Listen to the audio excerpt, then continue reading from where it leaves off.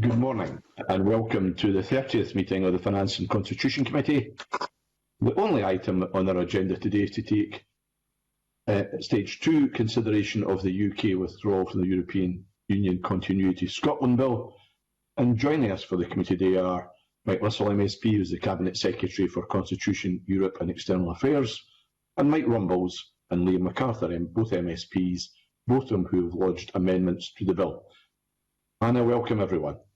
Now, we have a lot to get through this morning, but it'll work well if we take it nice and steady and with a bit of patience.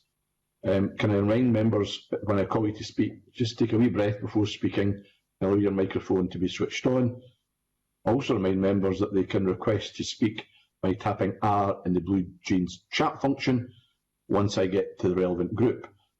And as soon as I call the group, if you could put the R in the chat bar, that would be very helpful if you want to speak. Only committee members, of course, are eligible to vote, and voting will also take place using the Blue Jeans chat function. And once I've read out the result of the vote, should you consider your vote's been incorrectly recorded, please let me know as soon as you possibly can. I'll pause to give time for that. Depending on how long proceedings take, I may suspend the meeting for a 5-minute comfort break at a suitable juncture. Given the time constraints, though, as you might imagine, I would encourage colleagues to have short, succinct contributions for all those who are speaking today. As agreed by the Parliament, the Environment, Climate Change and Land Reform Committee considered amendments to Part 2 of the bill at its meeting yesterday. Today, we will consider amendments to the remainder of the bill. So let's begin. And I call Amendment 6 in the name of Angela Constance, grouped with Amendment 10. Angela Constance to move Amendment 6 and speak to both amendments in the group. Thank you very much, Convener, and good morning, colleagues. In our committee Stage 1 report, there was majority support in principle for the proposed keeping pace power, and there was also widespread support from stakeholders. But we also heard some evidence from stakeholders such as Link and the Human Rights Consortium in Scotland that the bill could do more to provide greater clarity on what the power is for and when it will be used. As things stand, there is no direction for ministers as to its use, and I believe transparency and accountability it could be improved. Now, most of us want Scotland to align with the best of what comes out of the EU, and I know the Scottish Government shares that commitment too. The concern, of course, is that on leaving the EU, we take a step backwards, that Scotland becomes the poor man of Europe on rights or becomes the dirty man of Europe on the environment. But it seems reasonable then, if we can, to give ministers a clear indication that this power should be used to help deliver these commitments and allay these concerns. Now, keeping pace powers are not the whole answer to this, but I do believe they could be part of the solution.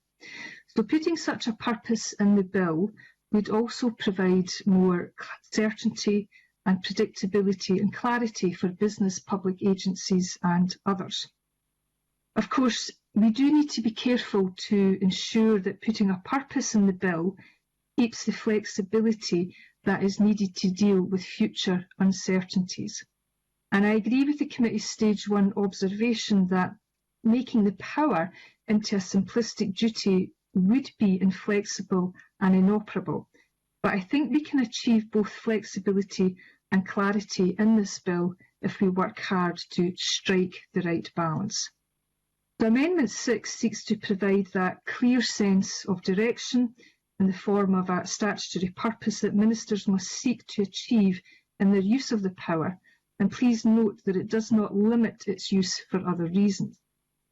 Amendment 10 is complementary in that it amends Section 7 to ensure that reports on the use of the power, which that section requires, also sets out how the use has or has not helped to deliver on the purpose. Now, these amendments are tabled in the spirit of probing amendments to hear and understand more from the Minister in terms of his thinking, which I look forward to hearing more about this morning. I am sure these amendments could be improved. It may be that ministers feel, after hearing today's debate, to agree in principle and to commit to a stage 3 amendment. But saying that, I commend to the committee that the concept of a purpose to bring transparency, accountability, certainty and clarity. Thank you, Convener. Do you want to move that, Angela, please? I would like to hear the Minister's response first. No, you can always withdraw after you've heard the Minister's response. Well, I move the motion then. Okay, thank you very much. In that case, we now have Dean Lockhart, please. Thank you, Angela.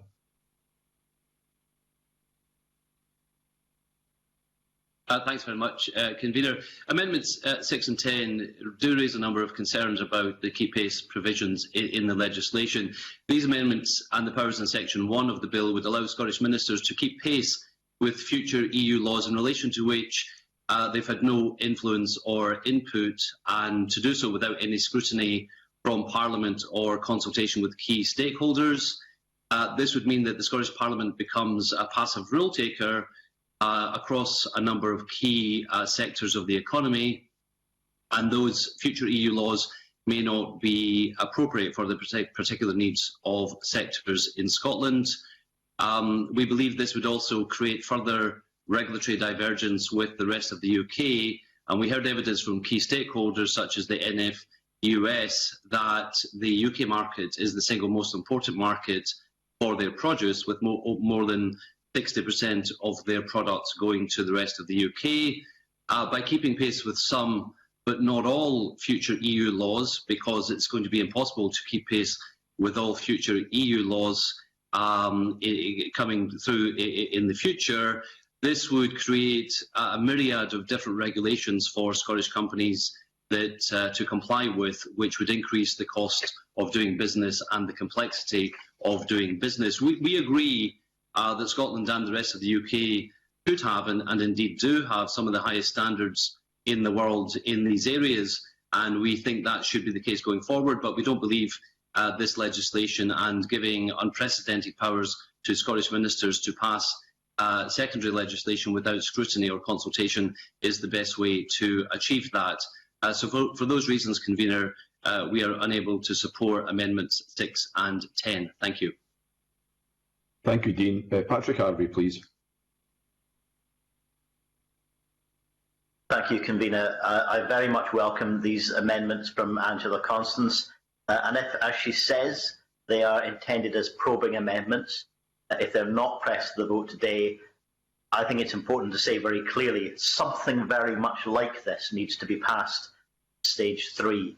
I think they change the context of the whole rest of the bill. And in fact, many of the issues raised in the later groups on the exercise of the power, scrutiny and duration and limitations, the arguments that we'll hear when we debate those groups are changed if there is a clear purpose set out on the face of the bill. That's the context that I think this power very much needs.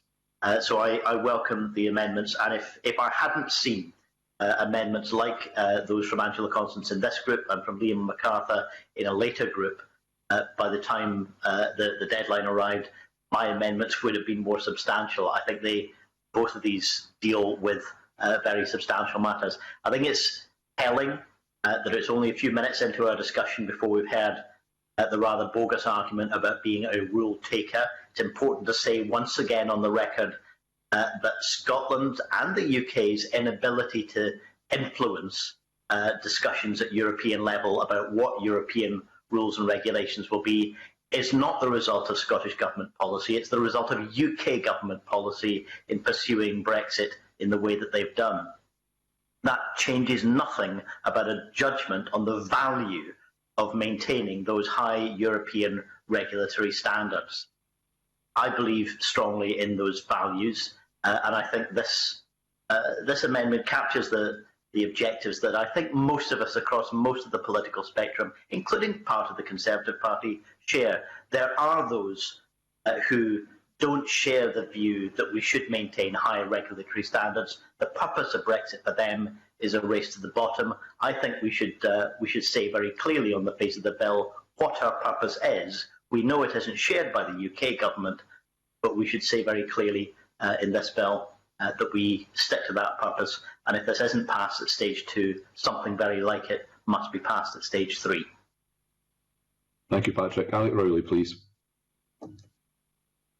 Thank you, Convener. I will wait to see what the Cabinet Secretary has to say before deciding how to vote, but can I say that I absolutely support the principle that is set out in these amendments. I hadn't intended to speak until I heard Dean Lockhart speak, and I think it's important to say at this stage that there is a real risk for Scotland that we end up in a race to the bottom. I support what Angela Constance did have to say, and it's really important that we make that clear and that we protect as much as possible the high standards that we have in Scotland.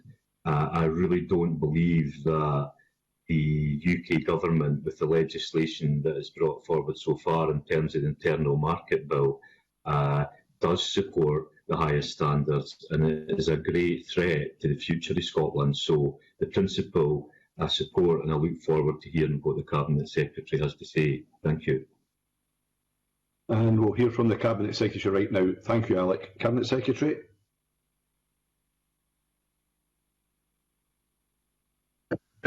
Convener, and I think that opening exchange of fire has perhaps defined what we're going to hear for the rest of this morning. And let me just talk about that for a moment, if you'll allow me, Convener. I think the debate today will be between those who are absolutely clear that they want to maintain the highest of standards, who see this bill as the vehicle for doing so, but have not yet reached a common position on some of the important issues. And I think two of the most important issues have been presaged by Angela Constance and by Patrick Harvey, and they lie in groups 1 and group 3, which we will come to later. And it is the balance between flexibility of operation and a more rigid definition of what we're trying to do.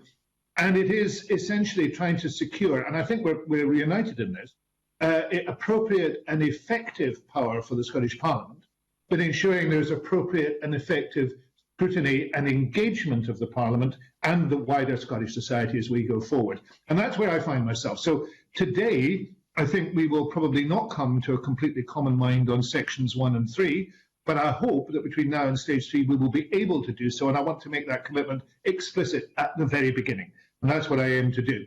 And therefore, whilst I have reservations about this particular way of setting out the purpose, and I want to suggest some alternatives, I am committed to discussing and continuing to discuss this with Angela Constance, with Patrick, obviously with the Labour Party, who have indicated to Alec Rowley their support for this, and we will try and take it forward.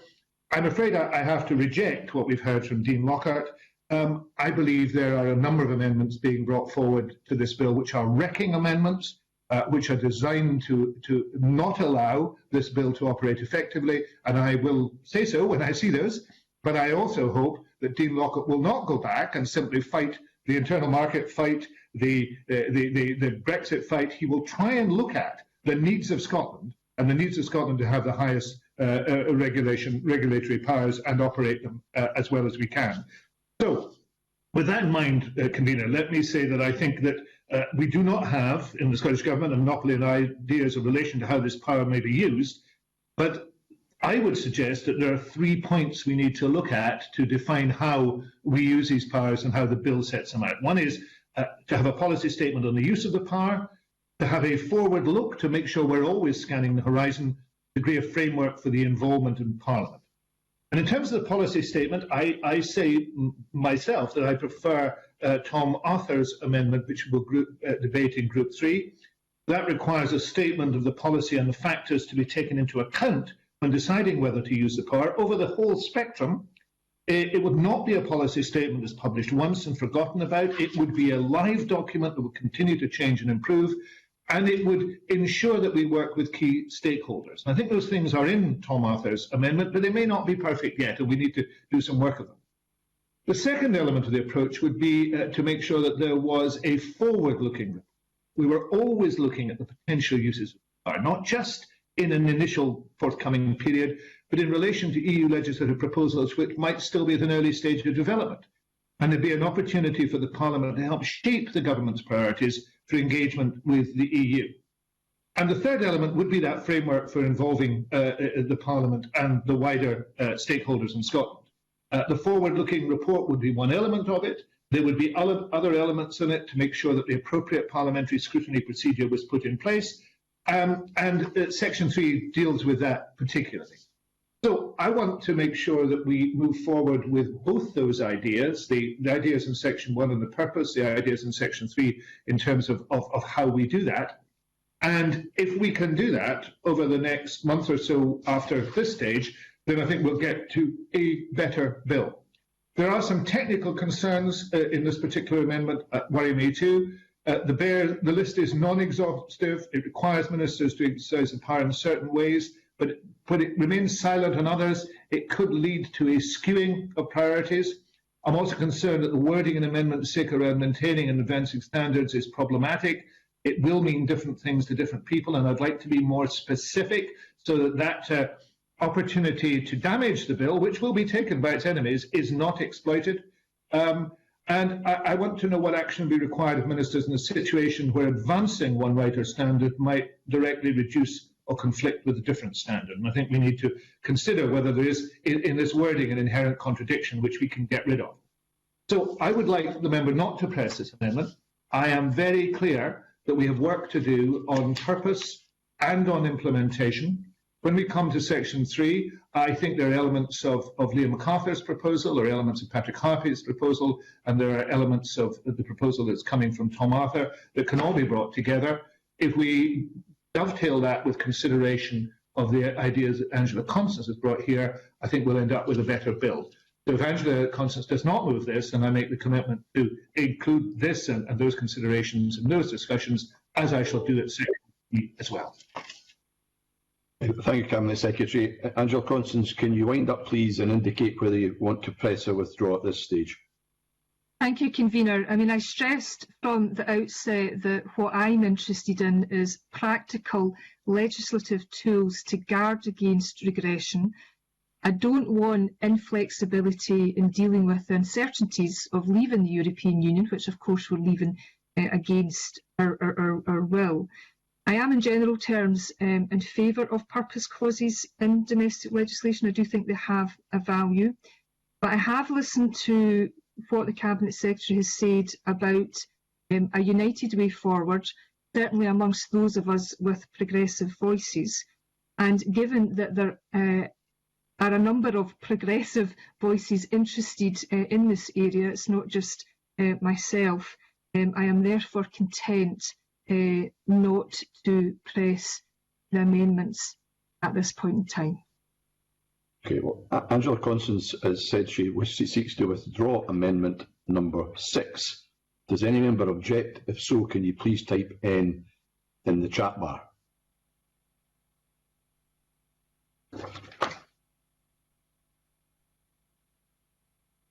No member has objected, therefore the amendment is withdrawn. I now call Amendment 7 in the name of Alec Rowley, grouped with Amendment 12. Alec Rowley to move Amendment 7 and to speak to both amendments in the group. Thank you, Convener. In moving this amendment, I would set out that the amendment deletes Section 1(4). Section 1(4) allows Scottish ministers to make regulations which authorise any Scottish public authority which already exercise functions under the EU instruments to delegate those functions to another person or arrange for any of the functions to be carried out by another person or another Scottish public authority. The Finance and Constitution Committee Stage 1 report, paragraph 69-72 noted that the Delegate Powers and Law Reform Committee raised the issues of whether this power to sub-delegate is appropriate when there is no equivalent provision in Section 2.2 of the European Communities Act 1972. The power of delegation will apply to future EU law, the content of which would be unknown and is inappropriate given the uncertainty of what that law may be. So accordingly, this is a Probum amendment to remove the power from the bill, and it allows the Scottish Government, I hope, the opportunity to explain the need for this provision. Thank you. Thank you, Alec. Cabinet Secretary, to speak to Amendment 12 and other amendments in the group, please. Thank you, Convener. Can I thank Alec Rowley for bringing this forward? This probing amendment is very useful. I know that both the Delegated Powers Committee and the Law Society were concerned that the power might not exist within the European Communities Act. I hope to be able to set Alec Rowley's mind at rest about that. Section 1.1 of the bill gives the Scottish Ministers the discretionary power to continue to keep devolved law in line with EU law after the implementation period. Section 1.4 sets out some of the things which can be done using the power to amend existing EU law implementation. The aspect of the power was drafted on the basis of a potential future need to amend domestic legislation as a consequence of existing EU law requirements, as opposed to a consequence of necessarily reflecting any developments with EU law. To give a general example, Convener, in implementing EU obligations, Member States are often allowed a degree of discretion in determining how to implement a particular measure. It's possible in the future Scottish Ministers may consider they want to exercise a discretion differently. For example, Ministers may have previously decided to appoint Body X as a competent authority under an EU directive or EU regulation, but as a result of changing circumstances, may later consider it be more appropriate to appoint Body Y.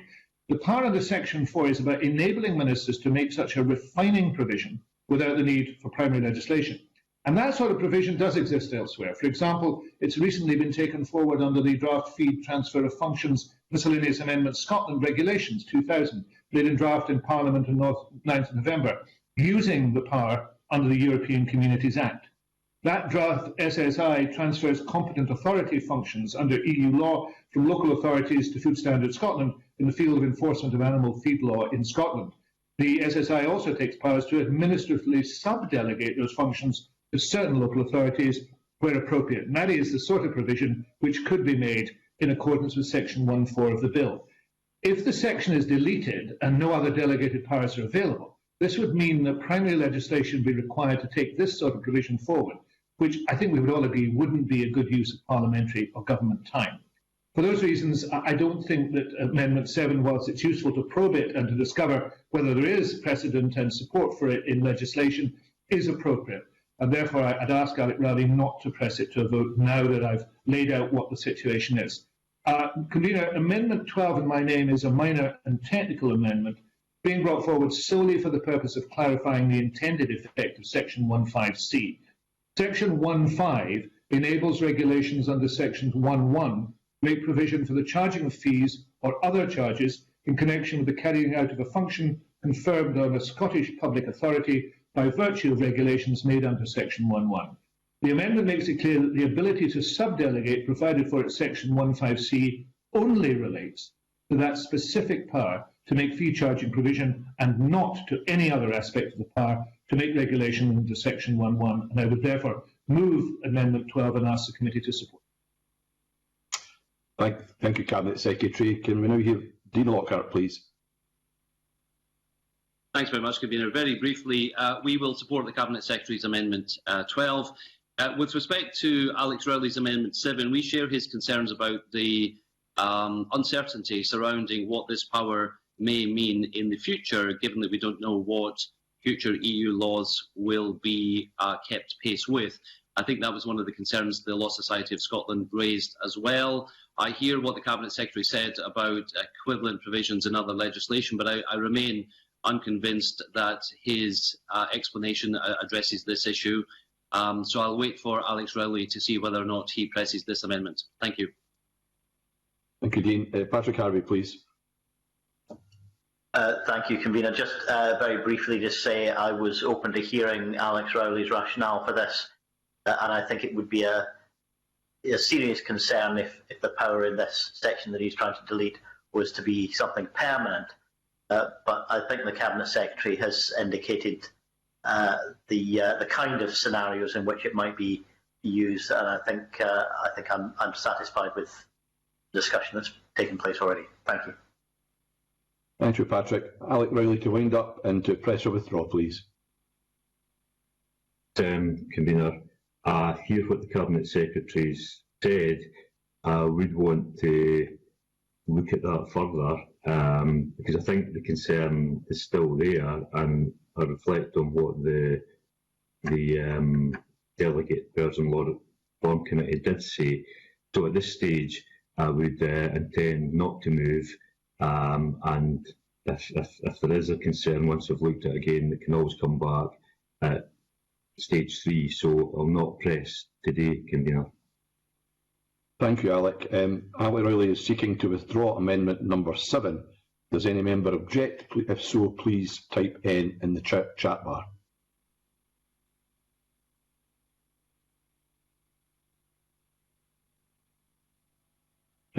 No member has objected. The amendment is withdrawn. I now call Amendment 12 in the name of the Cabinet Secretary, already debated with Amendment 7. Cabinet Secretary to move formally. Moved. The question is that Amendment 12 be agreed. Are we all agreed? If any member disagrees, please type N in the chat bar.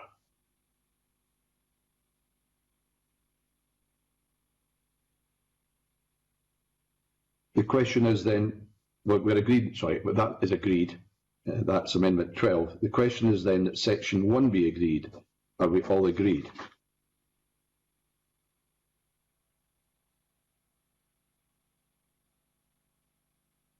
I now call Amendment 28 in the name of Dean Lockhart, grouped with amendments as shown in the groupings, and I remind members of the procedural information noted in the groupings. If Amendment 24 is agreed to, I cannot call Amendment 47, and if Amendment 27 is agreed to, then I cannot call Amendment 49, because both are preemptions. But Dean Lockhart to move Amendment 28 and to speak to all amendments in the group, please.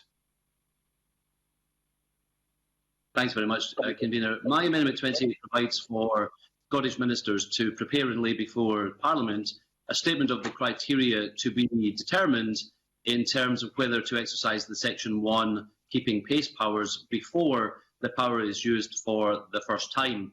This amendment is based on recommendation paragraph 38 of the Stage 1 report of the committee, which stated that the bill should be amended to provide guidance setting out the criteria which will apply to the use of this power. It's also based on evidence given by Professor Keating and others during our evidence sessions that there is a need to know on what basis things are going to be selected, those things being future EU laws, and this amendment seeks to address those issues.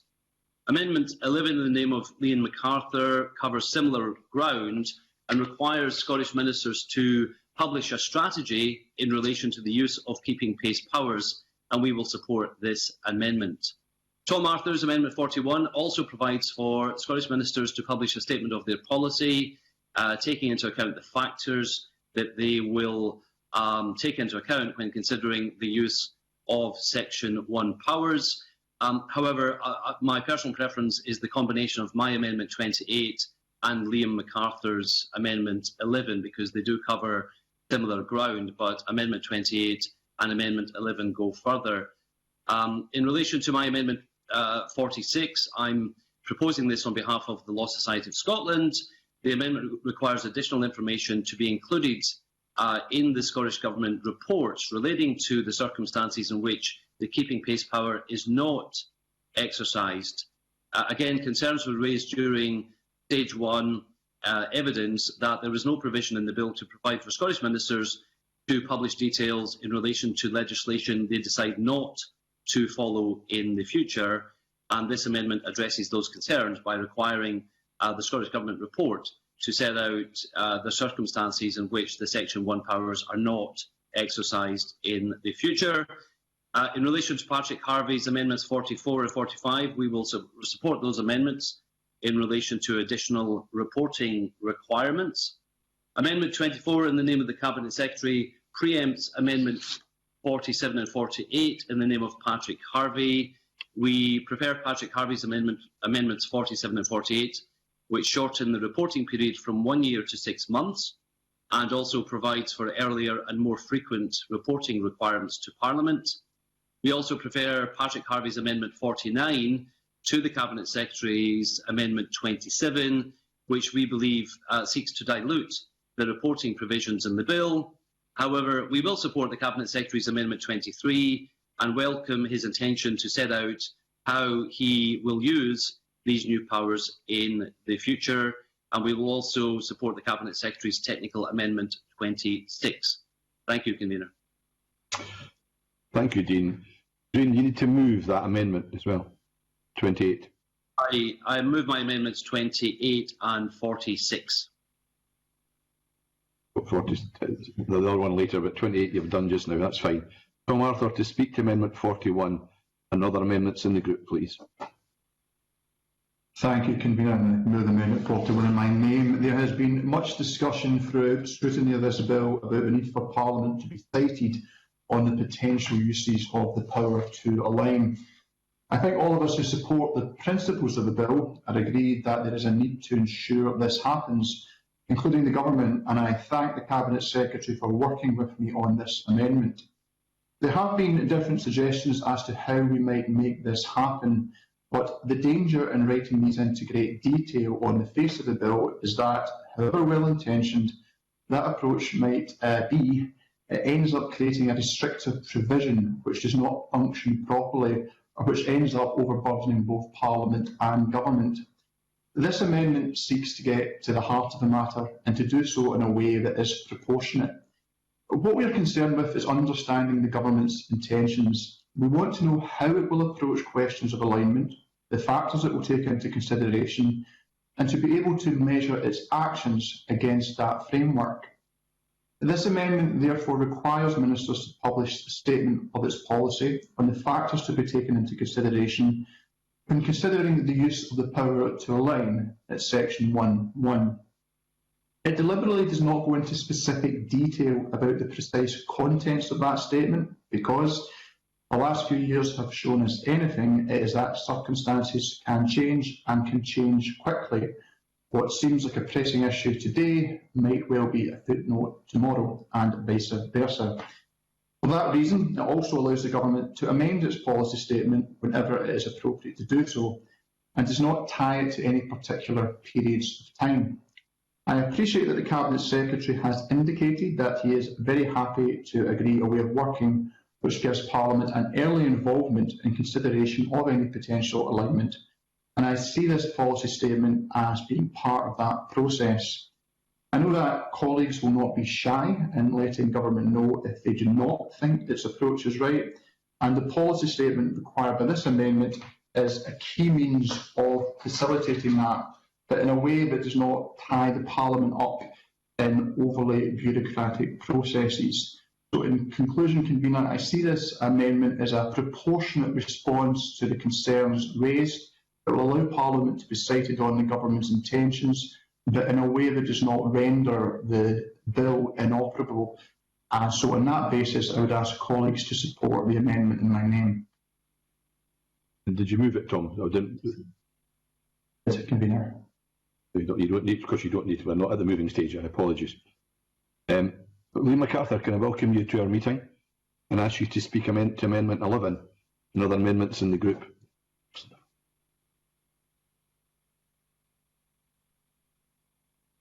You're still mute, Liam. Just hold a sec, Liam. You're still mute.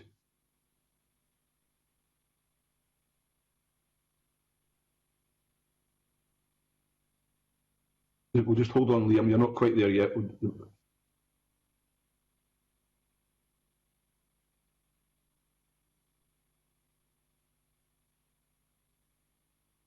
I think we'll just suspend for 5 minutes to make sure we've got your sound working, Liam.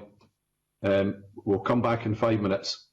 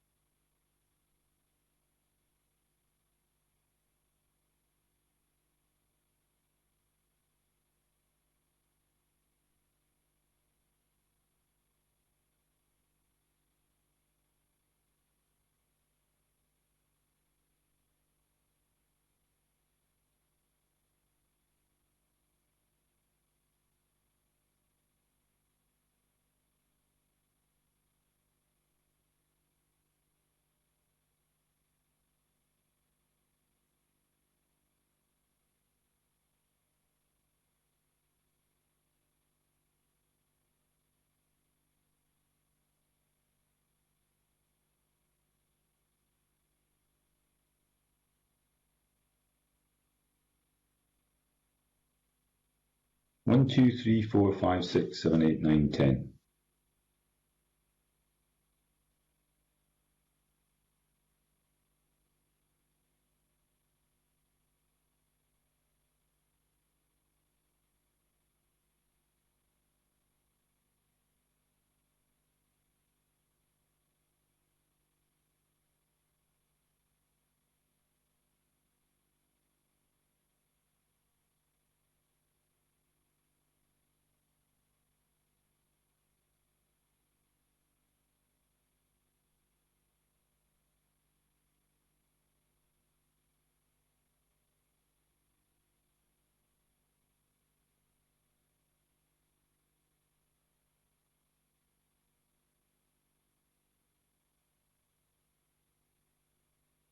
Okay, we'll start again with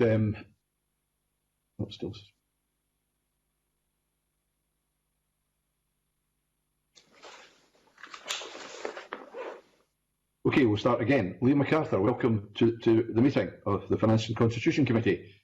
And can I ask you to speak to Amendment 11 and other amendments in the group, please? Certainly, thank you, Convener. I hope that's better, and apologies, it was all going so swimmingly until you invited me to speak. Amendment 11, which I move, would require ministers to prepare and publish a strategy on their Section 1 powers to make provisions corresponding to EU law, and I welcome Dean Lockhart's and Patrick Harvey's earlier intimation of support. The bill, as others have observed, hands over substantial decision-making powers to ministers. These powers may be necessary for Scots law to keep pace with EU legislation, but as things stand, it's only ministers who get to decide whether and if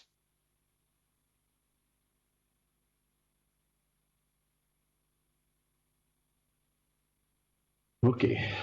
Meanwhile, Professor Aileen McCarg reminded the committee that it's a power and it's not a duty. So how amendment seeks to address these and concerns raised by others at stage 1 by ensuring that ministers are accountable for their decisions. It would require ministers to set out their priorities in a strategy allowing Parliament the chance to scrutinise and approve. Mr Russell told the committee earlier that people opposed to keep pace powers were frustrating the will of the people. In this bill, he is reserving for himself the power as a minister to frustrate the will of the people and not to keep pace. By publishing a strategy, the rest of the country can at least get a glimpse into the thinking behind decisions not to use the power. Certainly, we must avoid any undue delay in keeping pace, but Parliament has a duty to find out what ministers are planning to ignore for keep pace purposes, as well as to hear what they intend to regulate for. All of this power is in the hands of the minister.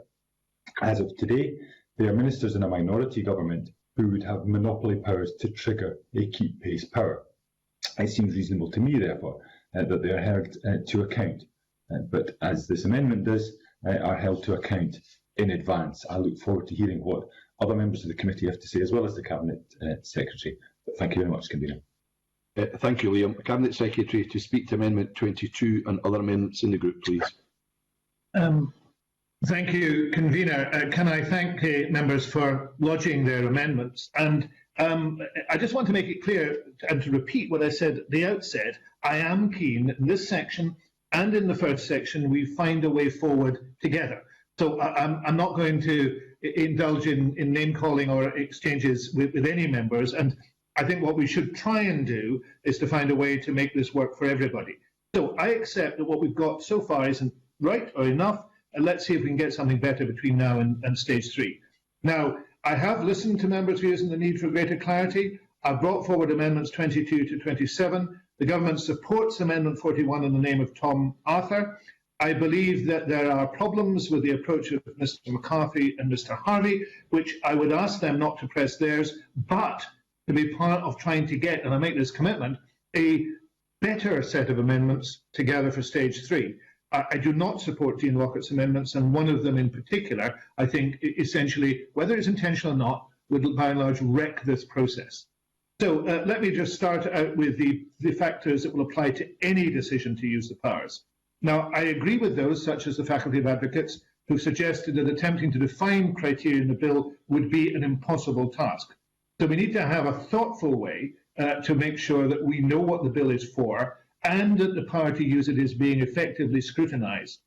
Now, it's reasonable to ask that any government sets out a statement of the factors which are taken into consideration determining whether or not to use the powers in any situation, and that those reasons can be questioned, interrogated, and if necessary, contradicted. The statement needs to cover things like the overall intention to align and whether it would be in the best interests of Scotland, the impact on any future agreement, free trade agreements, in the whatever arises out of the woefully misbegotten internal market bill, all those things, consideration of the economic and social costs and benefits, practical considerations such as the capacity of the government to bring forward legislation.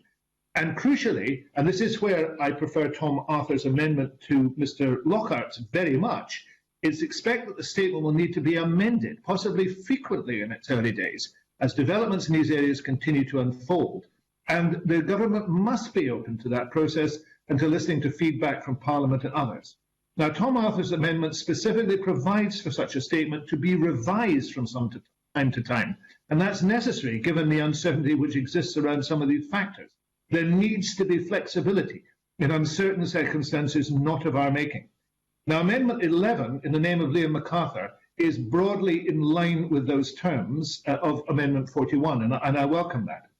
But the key difference between the two amendments in this area is that Mr. MacArthur's amendment also requires a statement of the process which the ministers will follow in determining whether to use the power or not.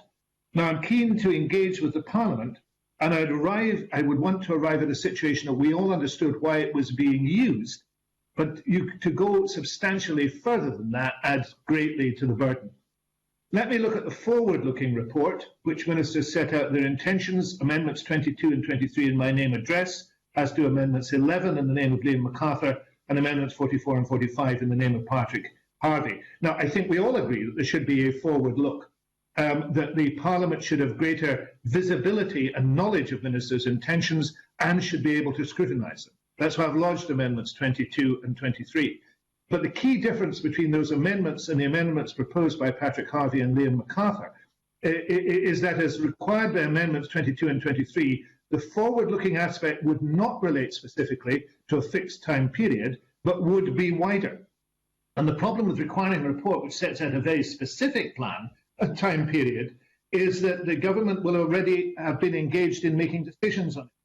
It needs to have a wider horizon scan and make sure that it knows all the things that are in the process of being developed, and that is crucial. And therefore, to limit that would be, I think, difficult and not helpful.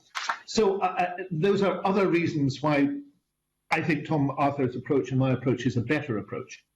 There are also some technical concerns, there always are, but I just want to make them. Patrick Harvey's requires a first forward-looking report to be prepared and laid within 2 months of the power to align being commenced. Now, the problem with that is that the usual processes which need to be completed following stage 3 means that commencement's not expected until March. Scottish Parliament elections are scheduled for the 6th of May. There'll be the usual pre-election period restrictions. So what we would have is a collision between a requirement of legislation and actually what was happening electorally. I think Mr. Harvey's attempt to address the fact that there would need to be a first report until the end of the first reporting period, but that's not what it actually says. Amendments 24 and 25 in my name address that issue. And that means that the report would be prepared at the end of the first reporting period. And Amendment 47 seeks to change the first reporting period to a period of 6 months, which would actually only take us 31st August 2021, which is, in my view, too soon. We need to allow a process. If the Parliament returns in late May, we simply will not have had enough time to understand what we're trying to do and how we should do it. That would be an onerous reporting cycle, and it wouldn't be a particularly practical one. And Amendment 49 requires publication reports within that cycle too, within 2 months of the end of a reporting period. In actual fact, we've been quicker than that, for example, on the emergency continuity legislation, and I think we could do better than that. I also want to draw attention, finally, Convener, to the issue of proportionality. Amendment 46 in the name of Dean Lockhart is far from being proportional, I have to say. Whatever the intent behind it, it would actually bog down the reporting requirements in a level of detail which could not be intended. There are on average over 2,000 EU legal acts produced every year. Before we even begin to consider the capacity of the government and the parliament to legislate to align with all of those, and many of them relate to matters which are only of interest internally to the EU itself, such as appointments to boards, adoption of negotiating positions, which we would never even consider bringing into the law of Scotland. But Dean Lockhart's amendment requires us to do so and to report on all of those matters. That would be far from proportionate, I have to say. And I think it is unintentional in Liam MacArthur's motion, but there is the lack of proportionality in the consultation period. There are technical aspects of Liam MacArthur's amendment which are vague, but there is an onerous nature of the requirement. The broad intention of the amendment appears to be that the government would be required to update its strategy every 12 months, but to lay it in draft for up to 120 days. That's 4 months of the year. And if at the end of that period it decided it was necessary to change the strategy, there'd be a requirement to consult further. So I think carving out 4 months from 12 months is far too great, and even more if it had to be reconsidered. So I think there is a practicality in Tom Arthur's amendment and in my own amendments, which makes me prefer them to the amendments from Patrick Harvie and from Liam MacArthur. But I accept there are elements in both Patrick Harvie and Liam MacArthur's amendments which could be useful. And I think, therefore, if we have, for example, either the bill unamended or the bill amended by Tom Arthur and myself, then I want to make a commitment for further consultation with Liam MacArthur and with Patrick Harvie to see if we can bring some of those elements in what they are proposing into this, because I am not resistant. And I finish with this as I started. I am not resistant to changing in both Group 1 and Group 3 here into a situation where members feel that they have a greater engagement, they have a greater opportunity to influence, they can change what is being done, and they can scrutinise what is being done. And if we can get that into the final bill, I'll be pleased. Thank you, Cabinet Secretary. Patrick Harvie, please, to speak to Amendment 44 or other amendments in the group.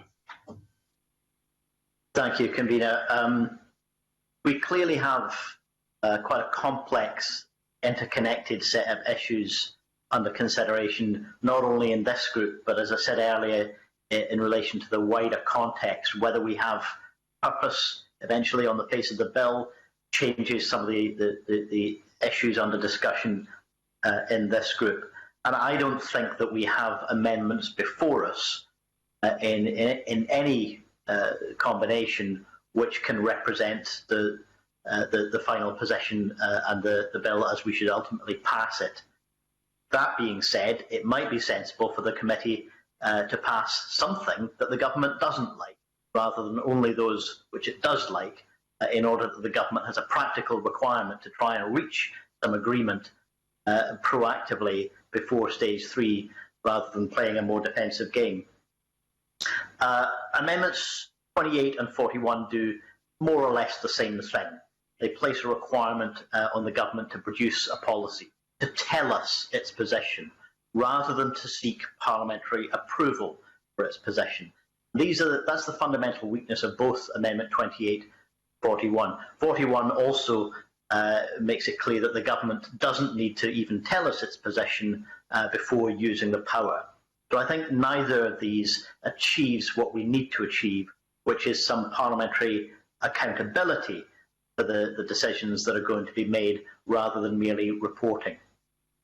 I think those of us who support the basic objectives of this bill have a responsibility to try and make sure that we strengthen it in ways that are workable. At the same time, the government, I think, has a responsibility to recognise this bill isn't going to be acceptable to Parliament unless it is significantly strengthened in terms of accountability, rather than merely ministers telling us what they want to do. I think Liam MacArthur's amendment goes substantially further and does make it clear that a strategy for the use of the power in this bill needs to be approved by Parliament. I think it's a reasonable question that the Cabinet Secretary asks, whether the time involved in the process set out in Liam MacArthur's amendment is too onerous, too unwieldy.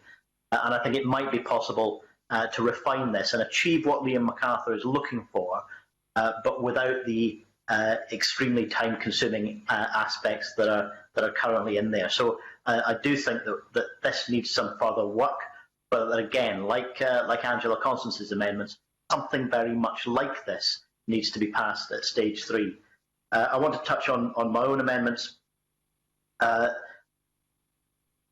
tried to ensure that we not only shorten the 1-year reporting period, but require it to be a report back as well as a look forward, that 6-month period. And there's no requirement for the reporting of the previous reporting period to be consistent with what the government said it was expecting at the outset of that reporting period. If between looking forward to the next 6 months and saying what their intended use is and reporting back on how that 6-month period went, things have changed, that will be fine. That's perfectly understandable. And the Cabinet Secretary is right that things will change, things will be dynamic. It would be wrong, I think, if we said that the report back has to achieve 100% consistency with what was expected at the outset. So I think that's the right way to go, not to link the two, but to say the government must look forward and then report after the fact. And I think Dean Lockhart's amendment, was it 46, around decisions not to use the power, also intends to achieve something that I think needs to be achieved, but my amendments, I think, do it better, because, as the Cabinet Secretary says, there will be many issues which the Scottish Government and the Scottish Parliament would never consider implementing or never consider using this power. My amendments only require the Government either to look forward or to report back on the use of the power that has been under consideration. I think that's the more proportionate way to achieve that objective. So I will move some of my amendments in this group. I think others I'm not yet convinced of, but Liam MacArthur's in particular, if it's moved, I'll probably abstain at this stage, but something very much like it needs to be passed at stage 3, and if the government is willing to work with opposition parties, then we will have a group of amendments that lead to a much stronger bill. But I would have to caution the Cabinet Secretary that if he doesn't work proactively with opposition parties to seek that agreement, we will probably end up at stage 3 with another messy group of amendments and the risk of passing an incoherent bill. Thank you, Patrick. Alistair Allen, please. Convener, in commenting, as I'd like to do particularly on Amendment 11 in the name of Liam MacArthur and 44 in the name of Patrick Harvey, I suppose I would make some of the same points that Tom Arthur made in speaking about his own Amendment 41, which I would be supportive of, and that's about proportionality.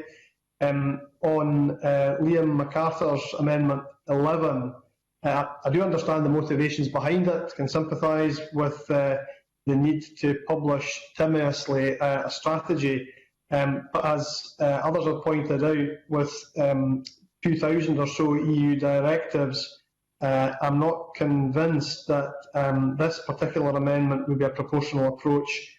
I'm not sure either how the reporting period envisaged would sit with the reporting period within the bill. On 44, Patrick Harvey's amendment, again, likewise, I would sympathise with the intentions behind the amendment in seeking to align with reporting periods. But again, I'm not sure that this amendment would perhaps seek to, or I do believe rather, this amendment would seek to put too much on the face of the bill. For instance, in requiring us to anticipate regulations that are likely in the forthcoming period of 6 months, with what looks like an arduous requirement in terms of detail around some of that. So again, on those, I just want to comment on those two amendments in particular. They understand the motivations, but I think they're putting too much on the face of the bill. Thank you, Alistair. Alec Rowley, please. Yeah, briefly, Convener, I would have to say that I'm not sure that Amendment 41 goes, in Tom Arthur's name, goes far enough to ensure that it recognises the importance of the role of Parliament. So I would certainly be of a mind to support Liam MacArthur and Patrick Harvey's amendments. I'll wait and see if they move them or not, but I think it's important that the Cabinet Secretary gets a clear message from the committee that the role of Parliament needs to be recognised, and we need to go further than simply he is proposing or that Tom is proposing. Thank you. Thank you, Riley. Dean Lockhart, please, to wind up and to say whether they want to press or withdraw Amendment 28. Thanks very much, Convener. And I welcome the Cabinet Secretary recognising the need for more transparency in terms of the use of these significant powers. I do think my Amendment 28 and a combination of Liam MacArthur's Amendment 11 reflect concerns that were raised during the committee's evidence at stage 1 in relation to a number of stakeholders called for the Scottish Government to publish the factors they will take into account in using the keeping pace powers, as well as taking representations on that strategy. I don't believe they are overly burdensome on the Scottish Government to do so. My Amendment 46 in relation to future EU laws, not to be followed. Again, this reflected concerns raised by the Law Society of Scotland. I'm very happy to work with the Cabinet Secretary in terms of simplifying and looking at the definition of what laws should be reported on in terms of the keeping pace powers not being used. But as a matter of principle, I would like to see that reporting requirement included in the legislation in some form. In relation to my Amendment 28, Convener, I will press my Amendment 28, but I will not press Amendment 46 at this stage. Thank you, Dean. The question, therefore, is that Amendment 28 be agreed to. Are we all agreed? If any member disagrees, please type N in the chat box. Well, we are not agreed. There will therefore be a division.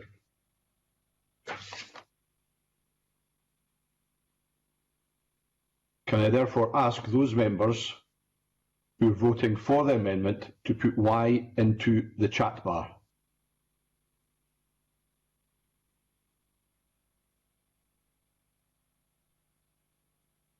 And can I ask those members who are voting against the amendment to put N into the chat bar?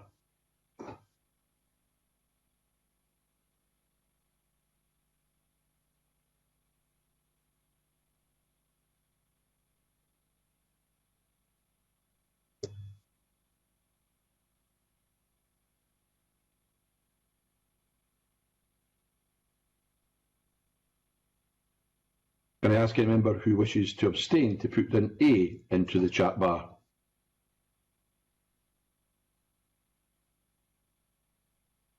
There will now be a brief pause while the clerks record the vote.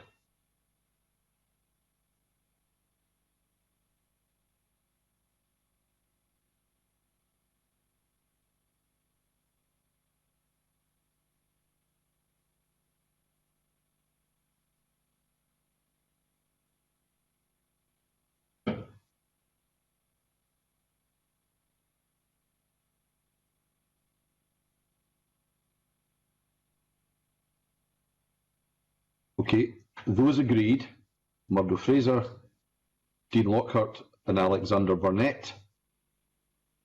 Those against: Bruce Crawford, Angela Constance, Alistair Allen, Tom Arthur, John Mason, Patrick Harvey, Alex Rowley and Jackie Bailey.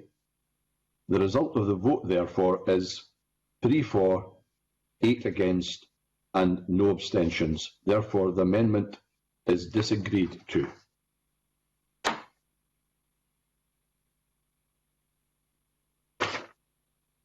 I now call Amendment 25 in the name of Murdo Fraser.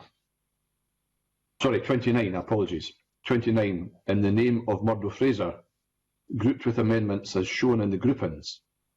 Murdo Fraser to move Amendment 29 and to speak to all amendments in the group.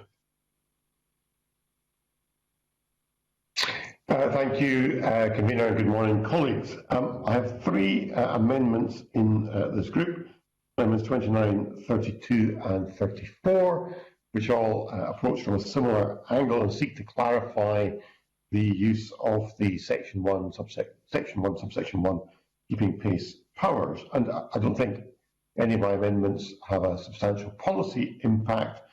What they seek to do is just bring some clarification on the face of the bill to the ability of Scottish ministers to exercise these powers.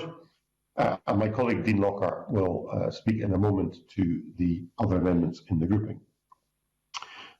To deal firstly with my amendment 29, this seeks to clarify that the use of the keeping pace powers in Section 1 will be subject to the restrictions and limitations of the Scotland Act 1998 as amended, so that any use of the keeping pace power would be consistent with the reserved and devolved settlement contained within the Scotland Act. So therefore, putting on the face of the bill, nothing can be done in relation to the reserved areas. That may well be implied, but I think it does no harm to make that explicit. My amendments 32 and 34 seek to clarify that the Section 1 keeping pace powers cannot be used in any manner that would modify directly or indirectly fiscal framework, which is defined in Amendment 34. I'm sure that would not be the intention of the Scottish Government in utilising these powers, but I think it's an important safeguard just to put that onto the face of the bill to make sure the matter is beyond doubt. And with that, Convener, I would move Amendment 29. Thank you, Murdo. Mike Rumbles, welcome to the meeting, and can I ask you to speak to Amendment 4, please, and other amendments in the group? Good morning, Convener, committee members and the Minister. I'm very pleased to be here. I'll only speak on my amendments, if I may. So my Amendment 1, with its consequentials 2 to 5, is very straightforward. I've been concerned about the Scottish Government's, let's say, enthusiastic use of regulations when making the law of Scotland. Of course, there is a place for the use of regulations, a real place, when, for example, because of inflation, fees change, or when minor adjustments are needed to statute law, then of course it makes sense to use regulations to update our laws, absolutely. But that is precisely my point. Regulations as secondary legislation should only be used in routine circumstances. I think we all need to be reminded of this basic principle. If major changes are to be made to our laws, then the proper place to do this is with primary legislation. And now I'm always surprised to have to make this point. However, I suppose I'm not that surprised, because this predilection to use secondary legislation rather than primary legislation has not been the sole preserve of the current Scottish Government by any means.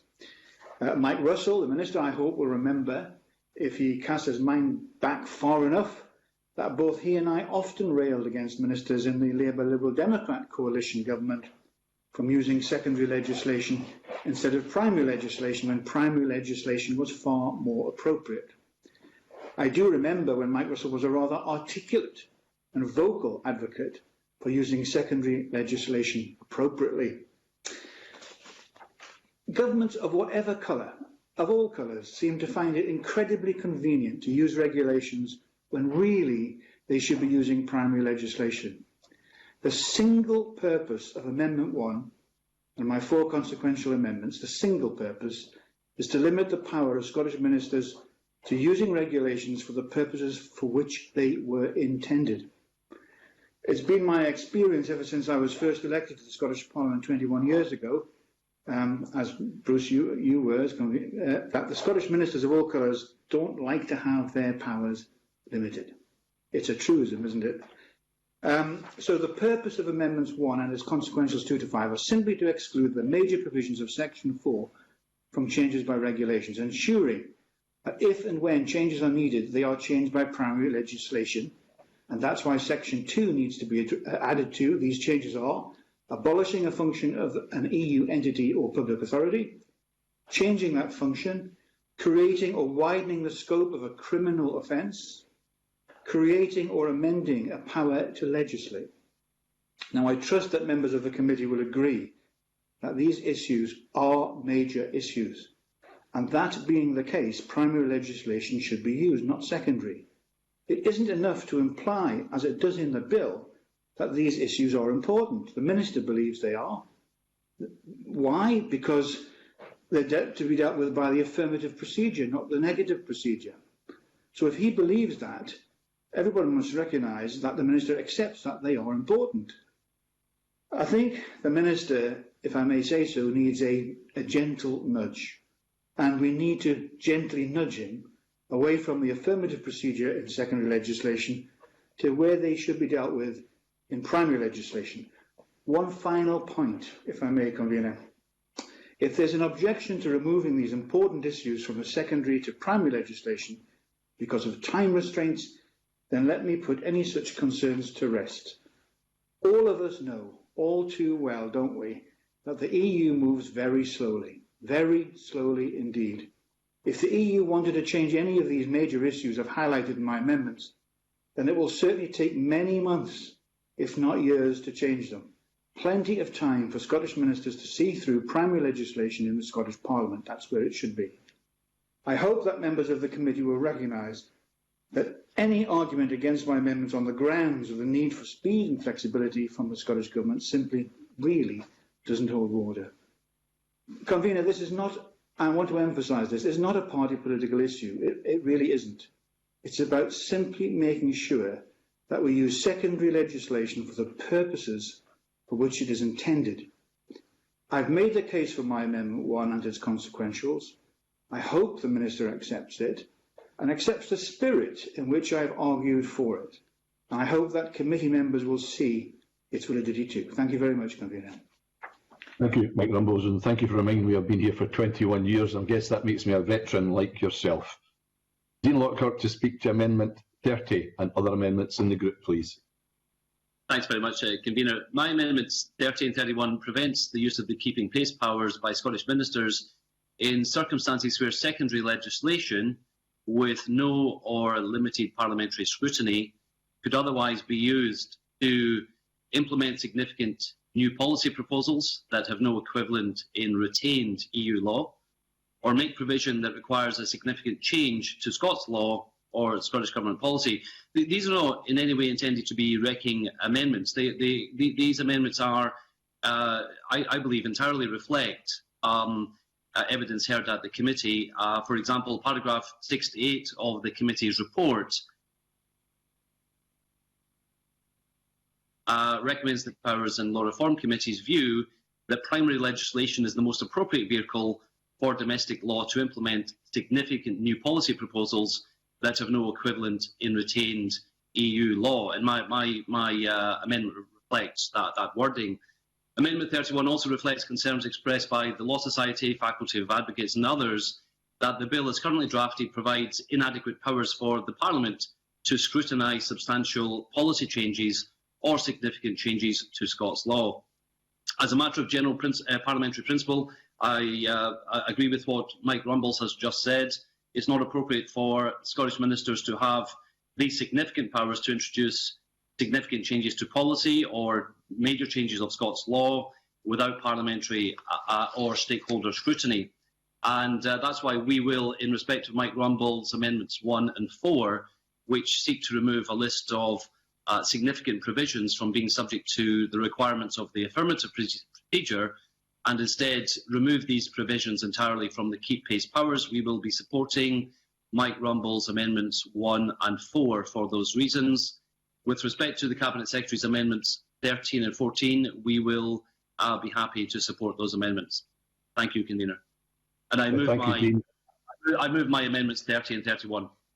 I'll ask you to do that later, Dean, but we'll get to that stage. Cabinet Secretary to speak to Amendment 13, please, and other amendments in the group. Thank you, Convener. Let me begin with the amendments in the group lodged by Murdo Fraser and Dean Lockhart. As the committee is, I think, fully aware, the main purpose of the power in Part 1 of the bill is to maintain Scottish ministers' ability to make subordinate legislation where appropriate, keep devolved Scots law aligned with EU law as it develops. It will also allow for the refining and updating of retained EU law as appropriate within devolved competence. This is largely a replacement of the power which will be lost at the end of the EU exit transition period. Section 2 includes certain circumstances where the power to align cannot be used. These restrictions cover a number of key policy areas, including imposing or increasing taxes, creating a relevant criminal offence, establishing a Scottish new public authority. They are in the bill. To state in this bill that the power in Section 1.1 cannot be used to legislate for reserve matters is at best redundant and would set an unhelpful legal precedent. At worst, it's entirely inappropriate, if in fact it's seeking to expand upon the competence restrictions already provided for by the Scotland Act. Section 2.1h prevents the power from modifying the Scotland Act 1998 to reflect the principle that certain matters are of such constitutional significance that changing them using the power under Section 1.1 of the bill would be inappropriate. However, as an Act of the Scottish Parliament cannot make provision which relates to reserve matters, as provided for in Schedule 5 of the Act, it is not clear what Amendment 29 is seeking to achieve. Amendment 32 is similarly either unnecessary or entirely inappropriate. The fiscal framework is an agreement between the Scottish Government and the UK Government, which determines how the Scottish Government is funded. It is an agreement which will be reviewed after the Scottish Parliament elections in 2021 by mutual agreement between the parties. To include in this bill that the power under Section 1.1 cannot modify this agreement doesn't make any sense. I'm not clear what it's trying to achieve except to restate the obvious. And it follows that attempting to define this agreement in an Act of the Scottish Parliament, as Amendment 34 actually seeks to do, should also be resisted. In relation to Amendments 30 and 31, as I said during Stage 1, the Scottish Government would always use primary legislation where this is the most appropriate vehicle for legislative proposals. Indeed, possible examples might be when the EU were to bring forward a law in an area which should gain new competence, or in areas of major innovation. However, the Government remains of the view that flexibility should be maintained, as primary legislation would not necessarily be appropriate in every situation. As the committee is aware, the bill is intended for circumstances which fall short of justifying primary legislation, and it recognises the overall limit of legislative time available to the Parliament to align with EU law that would previously have been achieved Act 1972. The bill therefore provides flexibility so that the most appropriate legislative vehicle could be used depending on specific circumstances while allowing alignment with EU law where that's in the best interest of Scotland. Attempting to limit the scope of the power to exclude, as the amendment says, significant new proposals would neither be practical given the significant differences involved nor possible of definition on the face of the bill. The concept and content of retained EU law is already complex. Such a limitation as proposed by these amendments risks constating further uncertainty and inflexibility of the ability of the use of the powers. Similar concerns apply to Amendment 31, which talks about provision which would constitute a, inverted commas, significant change. There are huge difficulties with these terms. Significant new policy proposals, new policy areas, significant change to policy. They will all mean different things to different people. Accepting these amendments would undermine the entire purpose of Section 1.1 power, and one wonders if that is the purpose of them. These amendments have the likely effect of proliferating unnecessarily and disproportionately the number of bills required to avoid legal risk, with undesirable implications for the resources of government and the Parliament. So, for all these reasons and many more, I ask the committee to reject these amendments if they are moved. Let me now turn to Mr. Rumbles and his proposals. The limitations set out in Section 2 broadly replicate the restrictions which apply to the power in Section 2.2 of the European Communities Act, but also reflect the principle that certain matters are of sufficient importance or constitutional significance that changing them using the power under Section 1 of the bill would be inappropriate. The Government therefore believes that the limitations set out in Section 2 comprise a proportionate balance. That is what, of course, we believed in the previous continuity bill at Section 13. And whilst I accept that Mr. Rumbles has a long-standing objection to regulation, he also has a long-standing objection to this bill because he moved an amendment to take out Section 13 in its entirety from the original continuity bill. Now, I can say that Mr. Rumbles, I accept that Mr. Rumbles recognises the uncertainty about the power under Section 1.1 of the bill will be used. That's an unfortunate consequence of Brexit, which I understood he opposed. But it's precisely because of that uncertainty that the Government considered this flexibility of the power is needed to ensure the workability of the power. In recognition of the width of the power and where regulations under Section 1.1 create an amender power, the Government is clear that the affirmative scrutiny procedure should apply, as we recognise Parliament will want full assurance the legislative subdelegation is done in an appropriate manner. Convener, in drafting the bill, particularly in considering appropriate limitations on the use of the power, we gave considerable thought to what was balanced and proportionate. That is an entirely legitimate debate to continue as the bill goes through the legislative process. The significant additional limitations on the power to align proposed in Amendment 1 would not help that matter. They would simply restrict it unduly, and they'd undermine all our ability to respond effectively and proportionately to the challenge of maintaining the highest standards outside of the EU, which I understood was an objective of the Liberal Democrats. The bill currently provides the provision which Amendment 1 proposes should be restricted, are to be subject to the affirmative procedure which is balanced and proportionate. And that was the view of the Faculty of Advocates when they responded to the Stage 1 call for evidence. They said the following: Section 4.2 of the bill lists a number of purposes for which legislation will require the affirmative procedure. We consider these are appropriately identified as requiring the affirmative procedure because of the importance of the subject matter. There are no additional categories which suggest themselves as requiring the affirmative procedure. I agree with that view. I'm pleased that view supports the outcome of the considerable thought which went into drafting and a balanced and a proportionate approach. Amendment 1 fails to recognise that. Scotland, alas, is no longer part of the EU. It completely undermines the purpose of the power to align and risks primary legislation being required for technical matters to ensure that our domestic law can operate effectively. Now, Amendments 2 to 5 are consequential on Amendment 1, and I cannot lend any more support to those amendments than I could lend to Amendment 1.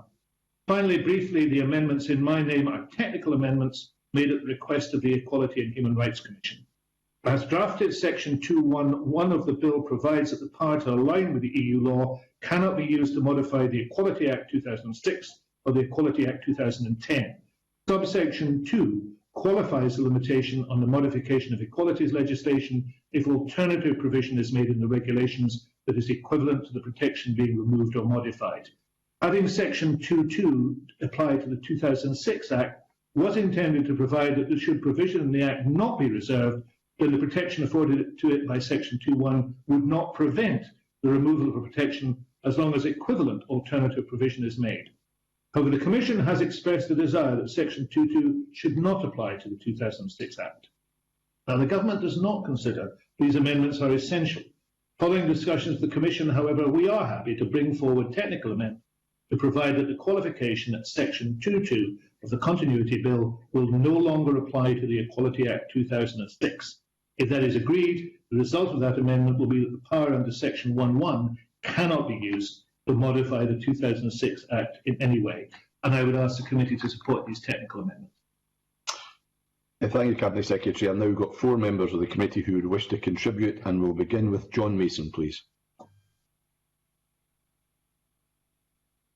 Thanks very much, Convener. I mean, the Cabinet Secretary has already touched on all of the amendments, and I probably would have intervened on Murdo Fraser if that had been possible, and I would have invited him to intervene on me if that was possible.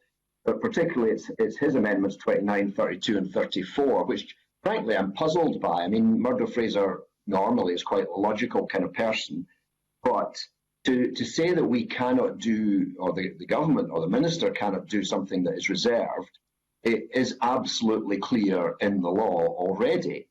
And I mean, it is something that's a political question. Many of us would like to see different things not reserved. But the fact that they are reserved is totally accepted by every member of this Parliament. And the presiding officer, I think, has a responsibility to ensure that we do not legislate in areas that are reserved. So I'm just express my real puzzlement as to why Murdo Fraser felt it was necessary to say that we could not get involved in reserved matters, because we all know that, and that is already perfectly clear in legislation. Similarly, as has been said, the fiscal framework in Amendment 32 is largely an agreement between the governments. I think it does become problematic if we try and define that too tightly, because we know there's going to be a review that could be quite wide-ranging. I certainly am very keen that Parliament will be scrutinising. In fact, both Parliaments should be scrutinising that fiscal framework review. It should not be a stitch-up between the two governments. But I just don't see that this is the place for this amendment or what it adds to what we are already expecting to happen. Thank you very much. Thank you, John. Dean Lockhart, you said you want to come back in. Is this a question, is it, or you want to make a stronger point? Convener, that was with respect to my amendment, so no need for me to come in at this stage. Thank you. Okay, thank you. Patrick Harvey, please. Thank you, Convener. Just like to place on record why I'll be opposing all the amendments in this group, with the exception of the two technical amendments, 13 and 14.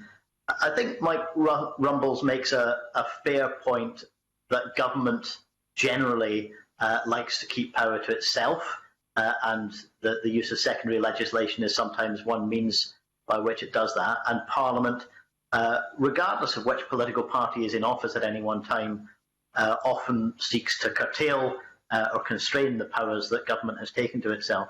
That's a fair point, but Parliament should do that in a coherent way.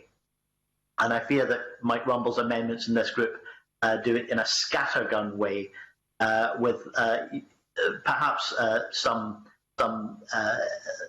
lack of respect for the basic principle of the bill. Most MSPs have supported the principles of this bill, and the committee has supported the principles of this bill. And I think there are amendments in this group which seek to undermine its basic principle and could barely be described wrecking amendments. As for Murdo Fraser's amendments, in particular the desire to restate an obvious fact, I am not at all inclined to restate such an unhappy fact, the reservations in the Scotland Act, but I don't think that we need to put that on the face of the bill. Thank you, Patrick. Tom Arthur, please. Convener, and just to echo the comments made by the Cabinet Secretary, John Mason Harvey, I think the Amendment 29 in the name of Fraser is superfluous. In all my experience in legislating in this place, I don't think we're ever going to have to specify that we would not legislate in a reserved matter. That's a given. I do suspect, I hope I'm wrong, there may be a political motive behind this. Similarly, I cannot support Amendment 32 seeking to define the fiscal framework on the face of a bill. And Amendment 31 in the name of Dean Lockhart, I would simply note that while we have not yet got to the agreeing whether or not we agree to the long title of the bill, this is a continuity bill, and as such it has to be dynamic and recognise the way in which EU law will evolve rather than trying to freeze it at the point of retained law. So for that reason I cannot support it. I recognise what Mike Rumbles is attempting to do. However, again, I think these measures, along with Dean Lockhart's amendment, would seek to render the bill, if not inoperable, then close to it. So for these reasons I cannot support these amendments. However, I will be supporting the technical amendments in the name of the Cabinet Secretary. Tom Alec-Rowley, please. Thank you, Convener. I accept the arguments made by the Cabinet Secretary in terms of Murdo Fraser's amendments. I don't think there is any need for them. In terms of the fiscal framework that was negotiated by the Scottish Government, it must go down in history as how not to negotiate and how to get a bad deal. So the sooner we can change the fiscal framework, the better. But I agree there's no need to put that in the bill. When I heard Mike Rumbles eloquently argue his case, it reminded me of Tavish Scott coming to a local government committee to move an amendment where he acknowledged that when he was in government he had argued against that very thing. So it seems to be that when you're in government you take a different view from when you're in opposition. But I think the problem with what Mike Rumbles is saying is that in terms of striking a balance, he goes too far the other way, and we do need the flexibility, so we'll not be able to support them. And likewise, I think Dean Lockhart's amendments takes away that flexibility, so likewise wouldn't support them. Happy to support the government, the Cabinet Secretary's technical amendments. Thank you. Thank you, Alec Rowley. Mike Rumbles, you want to come back in? I know you've already had a chance to speak, but I'll let you come back in with a short comment if you wish to do that. Thank you very much, Convener. I do appreciate being called to respond. I'd just like to respond very briefly to the comments of Patrick Harvey and indeed Alec Rowley, I don't disrespect the bill at all. I support the bill and I would like to vote for it. And the reason I think Patrick Harvey misunderstands my point of view is the reason I voted against the previous bill was I supported the direction of the presiding officer who said that parts of it were not legal. And I wouldn't do that. I'm a parliamentarian, and that's why I particularly focused on that, and I wouldn't support the bill. And it's the same reasons I'm proposing these amendments, because it strengthens Parliament as against the executive. Now, I heard Alex Rowley say I go too far with my amendment. There are major issues, these, and Patrick Harvey is generally supportive of the principle. So I'm not precious about this. I only want to see that we do this properly and that we respect Parliament properly rather than the executive. And I'd be willing for prior to stage 3, if this is not successful, and people, I understand that, people think I've gone too far with it, then I'm happy to talk to them and propose amendments that they would be hopefully supportive of in stage 3 if they really do support the principle I'm trying to argue. Thank you, Convener. Thank you, Mike Rumbles. Now, can we Murdo Fraser to wind up, please, and tell us whether he's going to press or withdraw Amendment 29. Thank you, Convener. I'll wind up, but briefly, given we've had quite a lengthy discussion around these matters. I listened with great interest to what the Cabinet Secretary and other colleagues said, and they didn't really seem to have any substantive argument against Amendment 29 or my other amendments. Other than that, these restated the current law and therefore were unnecessary on that basis. So I think the biggest offence my amendments cause is simply one of repetition. I'm repeating on the face of the bill what the understanding of the law is. I don't think that does any harm. I think it's very useful to remind people the context for this bill and the exercise of these powers, and on that basis I will be pressing Amendment 29. Thank you, Murdo. The question, therefore, is that Amendment 29 be agreed to. Are we all agreed? If any member disagrees, please type N in the chat bar. And I can see we are not agreed. There will be a division.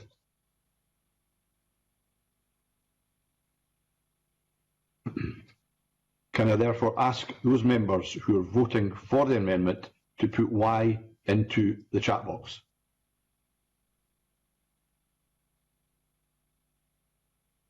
And can I ask those members who are voting against the amendment to put N in the chat box?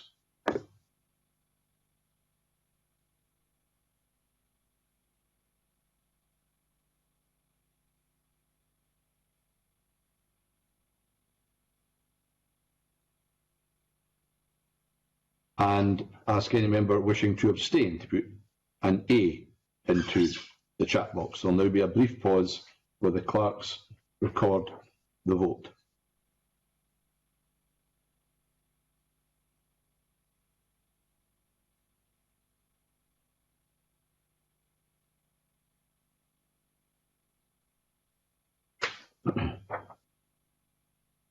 Okay, those agreed: Murdo Fraser, Dean Lockhart and Alexander Burnett. Those against: Bruce Crawford, Angela Constance, Alistair Allen, Tom Arthur, John Mason, Patrick Harvey, Alec Rowley and Jackie Bailey. The result of the vote, therefore, is 3 for, 8 against. There are no abstention. The amendment is therefore disagreed to. I call Amendment 4 in the name of the Mike Rumbles, already debated with Amendment 29. Mike Rumbles to move or not move? Not moved, Convener. Not moved. Thank you, Mike Rumbles. Does any other member therefore wish to move the amendment?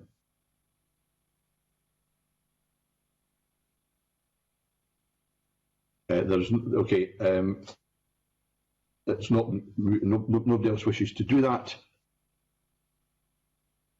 Therefore, the question is that Amendment 4 be agreed to. Sorry, apologies.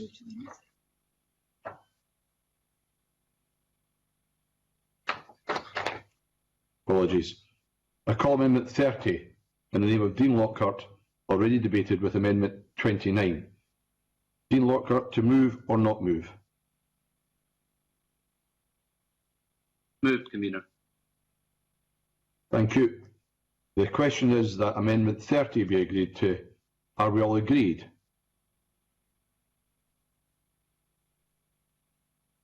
We are not agreed. There will be a division.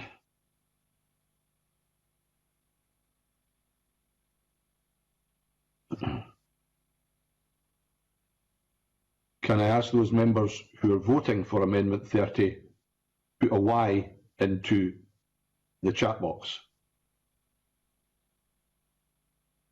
And can I ask those members who are voting against the amendment to put an N in the chat box?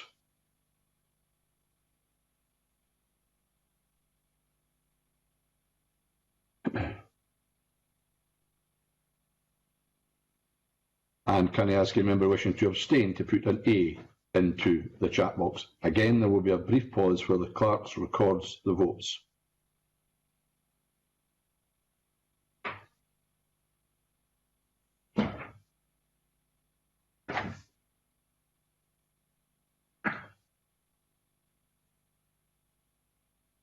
Those agreed: Murdo Fraser, Dean Lockhart and Alexander Burnett.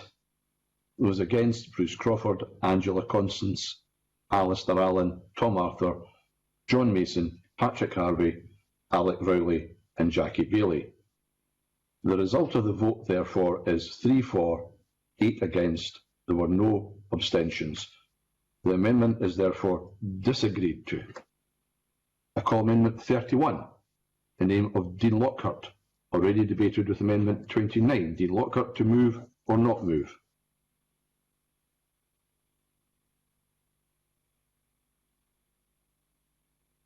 Moved, Convener, please. Thank you. The question is that Amendment 31 be agreed to. Are we all agreed? If any member disagrees, put an N in the chat bar. We are not agreed. There will be a division.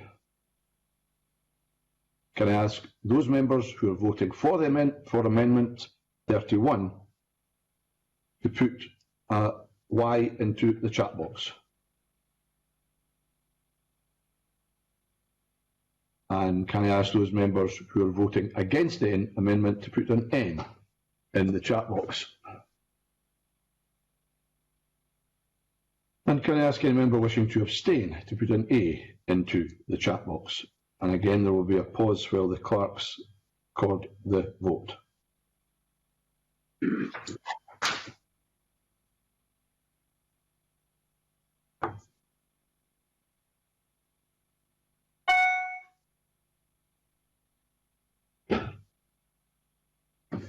Okay. Those agreed: Murdo Fraser, Dean Lockhart and Alexander Burnett.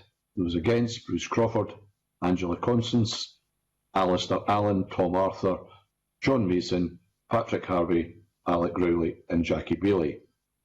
The result of the vote, therefore, is 3 for, 8 against. There were no abstentions. The amendment is therefore disagreed to. I now call Amendment 32 in the name of Murdo Fraser, already debated with Amendment 29. Murdo Fraser, to move or not move? Moved, Convener. Right, thank you, Murdo. The question, therefore, is that Amendment 32 be agreed. Are we all agreed? Any member disagrees, please type N in the chat bar.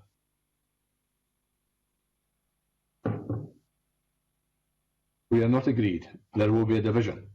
And I therefore ask those who are voting for Amendment 32 to put a Y into the chat box.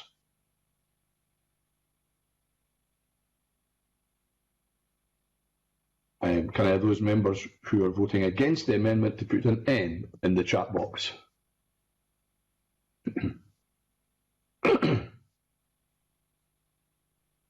And those wishing to abstain, put an A into the chat box. Again, there will be a pause while the clerks record the vote.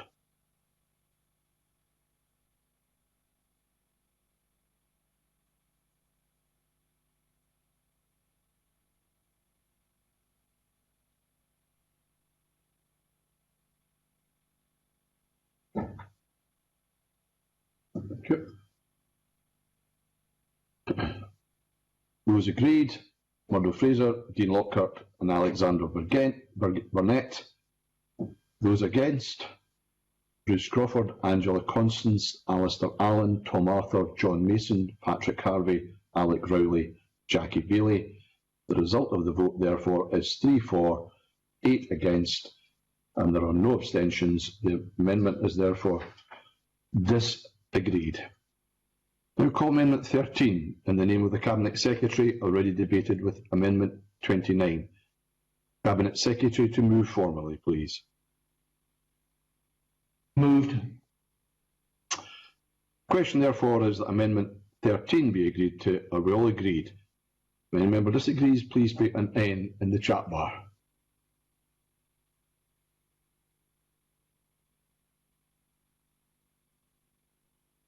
We are agreed. I now call Amendment 1 in the name of Mike Rumbles, already debated with Amendment 29. Mike Rumbles to move or not move? Not moved, Convener, and for your information, I won't move amendments 2, 3 or 5 either when we come to them. Okay, well, I'll still have to ask you when we get there, I'm afraid, but there you go. In which case, does any other member wish to move the amendment?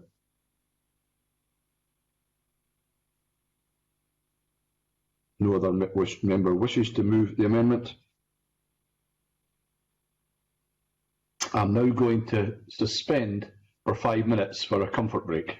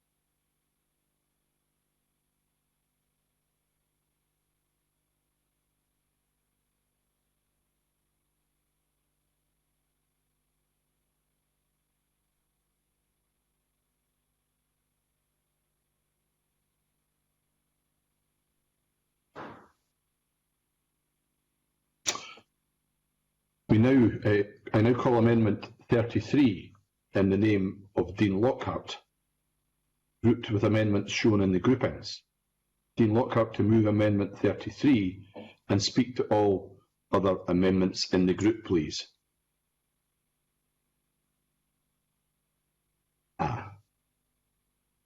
Dean, sorry, we've just started. I'll begin the process again. I call Amendment 33 in the name of Dean Lockhart, grouped with amendments as shown in the groupings. Dean Lockhart to move Amendment 33 and to speak to all amendments in the group. Maybe you can get a wee drink of coffee once you've had a chance to finish them. Convener. My amendments in this group seek to increase parliamentary and stakeholder scrutiny of the keeping pace powers, as recommended in the evidence we heard at committee. My Amendment 38 seeks to increase parliamentary scrutiny by providing that Parliament have the ability to consider the relevant procedure which should apply to regulations brought forward by Scottish ministers. And should Parliament consider it necessary to agree to a different procedure that should apply to those regulations. In particular, the Parliament would have the ability to require regulations be subject to the negative procedure as set out in the bill, the affirmative procedure, the super affirmative procedure, or whether the proposal should instead be subject to primary legislation. Amendments 39 and 42 set out the additional procedures that would apply if Parliament decides that the super affirmative procedure should apply, which would include the requirement to undertake impact assessments and stakeholder consultations. These amendments are based on missions from the NFUS and other stakeholders. A duty to consult, I would remind members, was included in section 15 of the previous EU continuity bill as drafted then, so I'm simply restoring that duty to consult into this draft legislation. In evidence at stage 1, the committee heard evidence that section 1 would transfer unprecedented power to the Scottish ministers to legislate by way of secondary legislation. The committee advisor referred to these powers as substantial Henry VIII powers.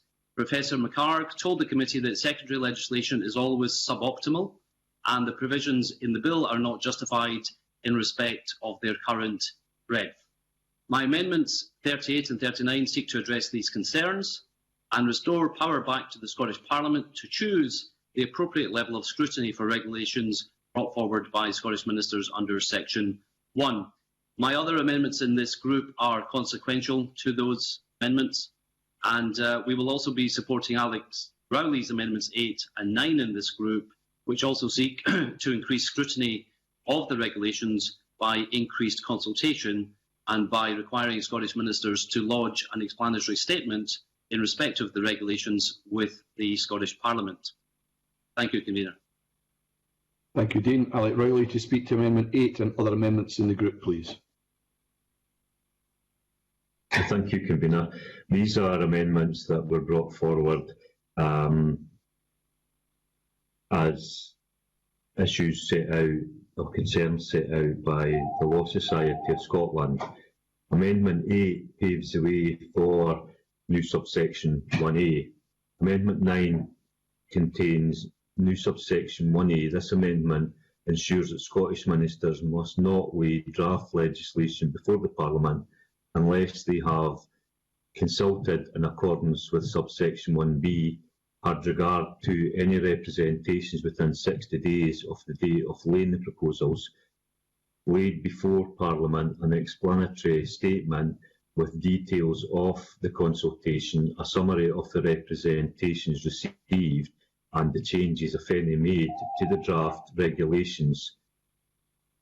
New section 1B requires Scottish ministers to lay before the Parliament documents setting out the proposals, make that document publicly available, consult such persons, organisations as appear to them to be representatives of interests substantially affected by the proposals. This also applies to bodies and such other persons as Scottish ministers may think appropriate.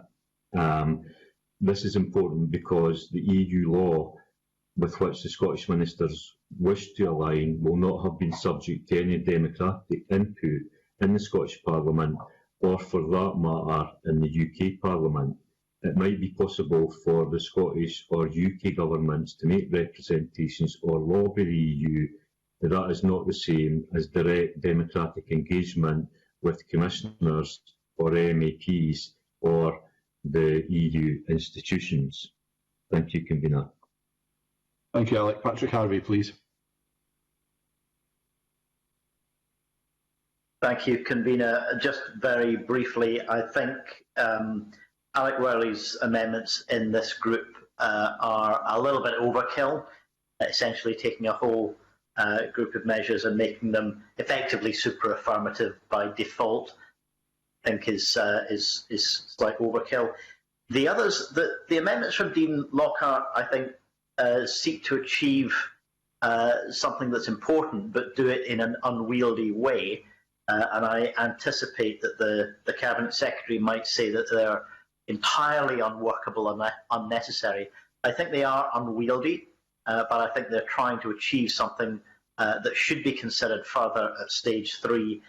Some form of sifting mechanism might be achievable, and indeed some requirement on government to indicate what level of consultation has taken place might also be achievable. I fear that the way that they've been put before us today would be, as I say, unwieldy and perhaps unworkable. But I would urge the Cabinet Secretary, in responding to this group, to indicate whether he's open to some amendments in this area that would seek to achieve something of this type in relation to Dean Lockhart's amendments in this group.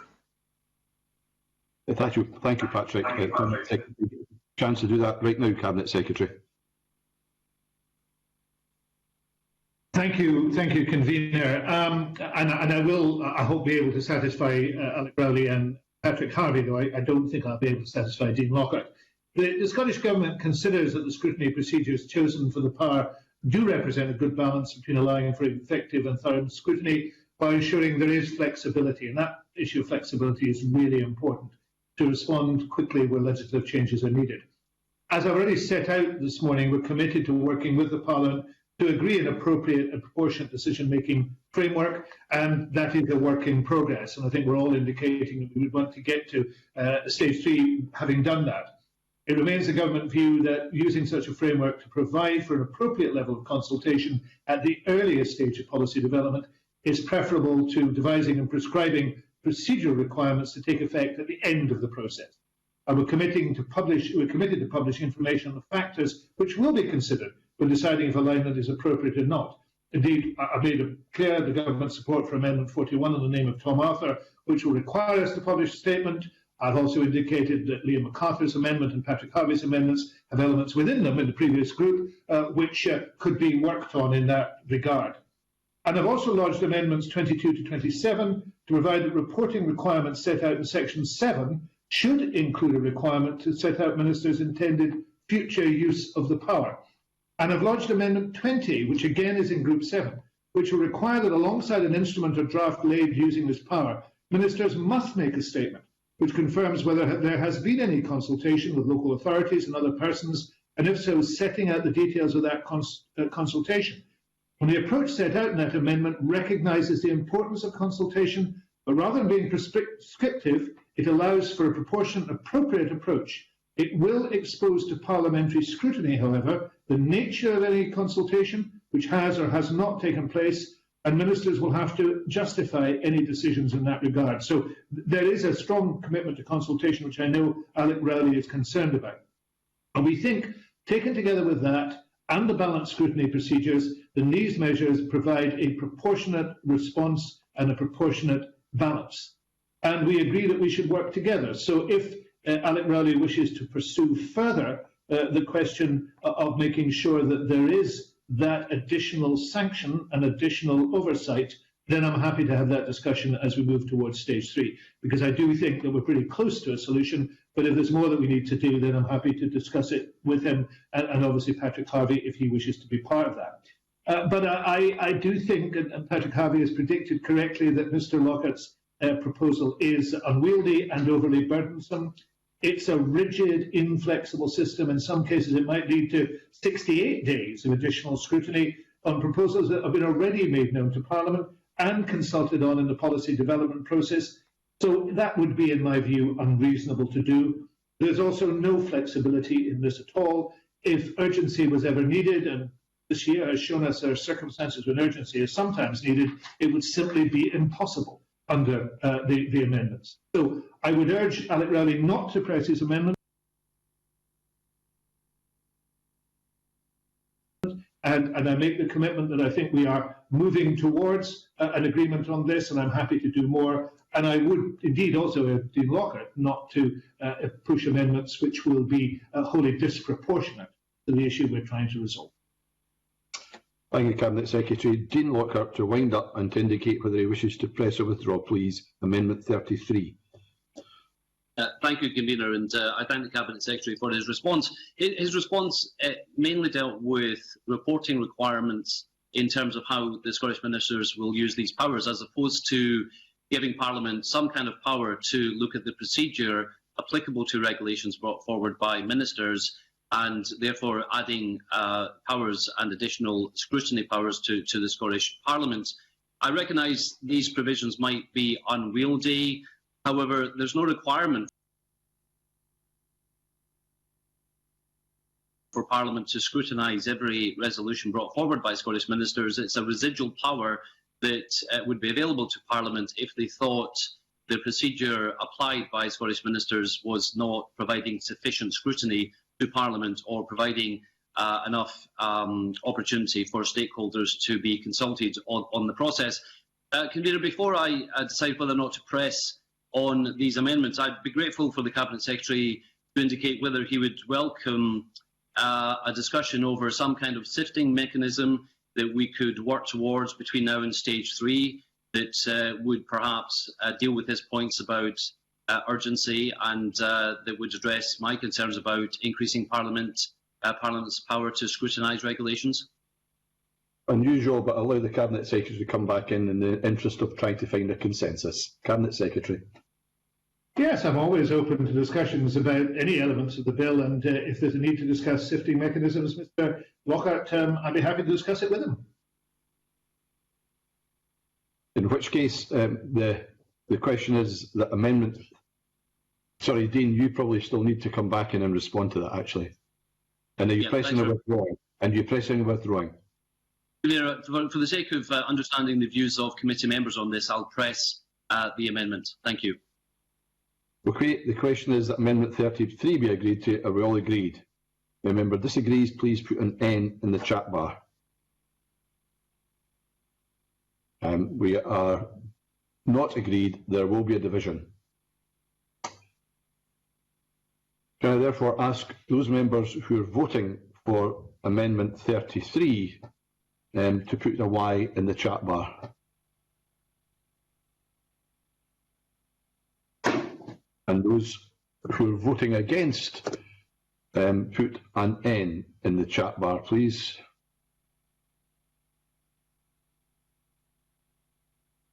And those who might wish to abstain, put an A in the chat bar. Again, there will be a brief pause where the clerks record the vote.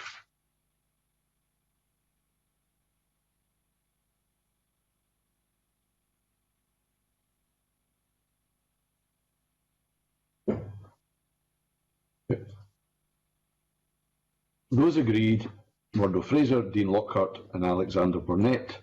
Those against, Bruce Crawford, Angela Constance, Alistair Allen, Tom Arthur, John Mason, Patrick Harvey, Alec Rowley, Jackie Bailey. There were no abstentions. The result of the vote, therefore, is 3 for, 8 against. The amendment is disagreed to. I now call Amendment 14. In the name of the Cabinet Secretary, already debated Amendment 29. Cabinet Secretary to move formally. Moved. The question is that Amendment 14 be agreed to. Are we all agreed? If any member disagrees, type N in the chat bar.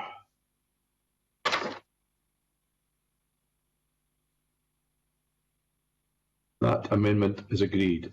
I now call Amendment 34 in the name of Murdo Fraser, already debated with Amendment 29. Murdo Fraser to move or not move? Not moved, Convener. Okay, thank you, Murdo. Does any other member wish to move the amendment? Please indicate in the chat bar.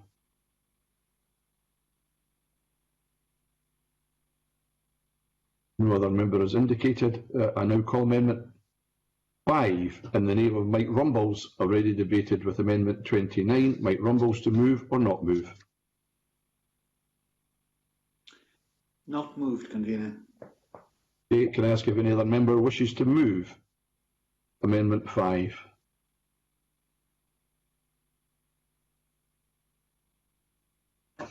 No other members indicated. The question, therefore, is that Section 2 be agreed to. Are we all agreed? Now I'm on to Group 6. I therefore call Amendment 15 in the name of the Cabinet Secretary, grouped with Amendments 35, 16, 36 and 37. And I can remind members at this stage of the note that was issued on Monday that Amendments 35 and 15 appeared in the wrong order on the marshalled list, and groupings issued last week. Our apologies for this error and any inconvenience caused. Amendment 15 will be taken before Amendment 35.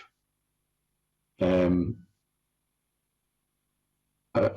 refer members to the procedural information noted on that groupings, that Amendments 15 and 35 are direct alternatives. That means that a decision will be taken on both amendments in that order. If both amendments were to be agreed to, Amendment 35 would succeed Amendment 15. It would succeed Amendment 15, and Amendment 15 would cease to have effect. Also, if Amendment 16 is agreed to, I cannot call Amendments 35 and 37 because of preemption. Sorry, 36 and 37 because of preemption. I can therefore ask the Cabinet Secretary to move Amendment 15 and speak to all amendments in the group, and I'm sorry if that was a bit convoluted. Cabinet Secretary. On the contrary, Convener, it was crystal clear, and I'm very happy to address the amendments.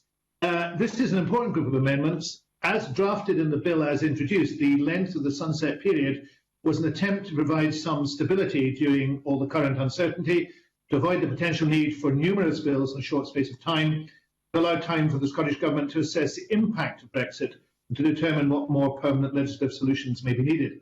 I am still of the view that the current uncertainty and lack of clarity since 2016 means that the power should be available. However, I have given real thought to the PLRC's recommendation at Stage 1 report, and I brought forward an alternative amendment which I believe addresses the concerns raised, though it's not exactly the same solution. Amendments 15 and 16 are intended to restrict the maximum duration of the Section 1.1 power to a total of 10 years from commencement, while reducing the initial duration of that power to a period of 6 years. Now, I'm not going to get involved in speculation about what might happen within a 10-year period that might affect this. I'm simply going to address the legislation as it is now and might be. Amendment 16 allows the initial 6-year period to be extended, subject to the approval of Parliament on one or more occasions. But that power may not be used to extend the duration of the Section 1.1 power so as to exceed the overall maximum of 10 years. That means that no single extension, combination of extensions, may amount to more than 4 years in total. This will afford the incoming 2026 Parliament, if it remains a devolved Parliament, the opportunity in its first year to decide whether the power to align remains necessary. But it will also ensure that the power is available to the 2021 Parliament and will therefore provide the measure of stability which was sought by introducing the power. I would therefore move Amendment 15 in my name, would invite the committee to support it in Amendment 16. Amendments 35, 36 and 37 in the name of Murdo Fraser would restrict the default duration of the power under Section 1.1 to a period of just 3 years. There is scope to extend that period twice by affirmative regulations for separate periods of up to 1 year. This means that the power would be available for an absolute maximum of 5 years from commencement.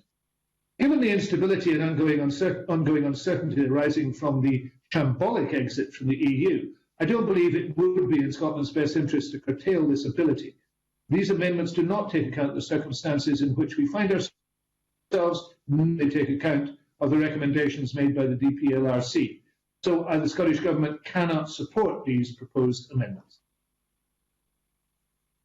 Thank you, Cabinet Secretary. Murdo Fraser to speak to Amendment 35 and other amendments in the group, please. Thank you, Convener. My amendments 35, 36 and 37 seek to restrict the duration of the Section 1 power, the keeping pace power, and are very similar to amendments that I introduced during the previous continuity bills, Stage 2, and which were supported by this committee at Stage 2 of that bill. This new continuity bill's sunset provisions are much more wide-ranging than those in the previous continuity bill. Now, I listened with interest to what the Cabinet Secretary had to say in relation to his Amendment 15, where the Cabinet Secretary and I are in agreement, is that the 10-year period in the bill as drafted for duration of these powers was too long. The Cabinet Secretary is proposing to reduce that period from 10 years to 6 years.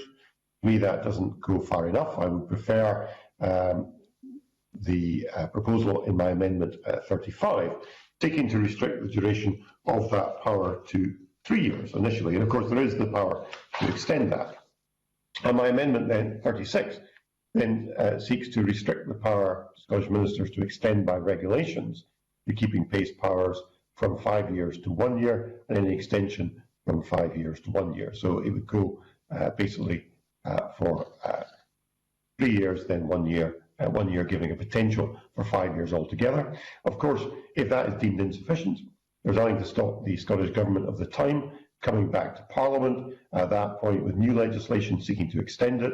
But it seems to me a 5-year period is more than sufficient for what are very wide-ranging powers being given to the Scottish Government by Parliament to introduce changes by secondary legislation. So I cannot support the Cabinet Secretary's position in Amendment 15, and I cannot support the Cabinet Secretary's Amendment 16 as it introduces a time frame which is too long and too wide-ranging. So in the interest of giving Parliament more control and not ministers, I would move my Amendment 35. Thank you, Murdo. Patrick Harvey, please.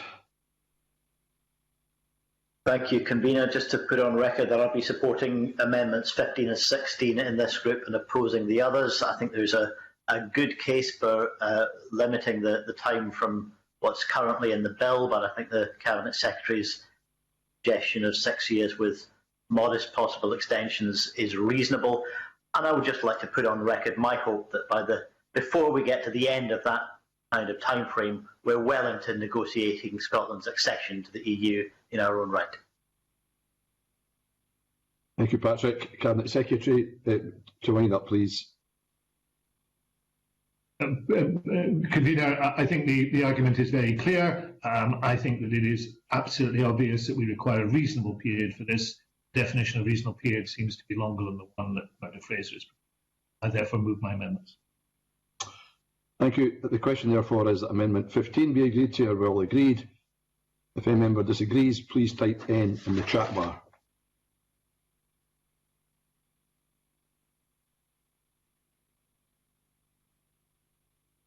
That amendment's agreed to. Amendment 35 in the name of Murdo Fraser, already debated with Amendment 15. Murdo Fraser to move or not move? Moved, Convener. Thank you, Murdo. The question is that Amendment 35 be agreed to or well agreed. If a member disagrees, please type N in the chat bar.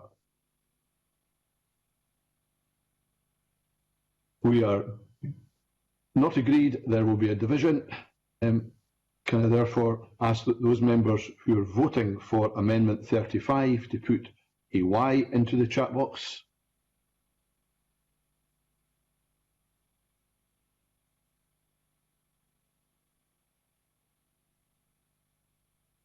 And those who are voting against the amendment to put an N into the chat box?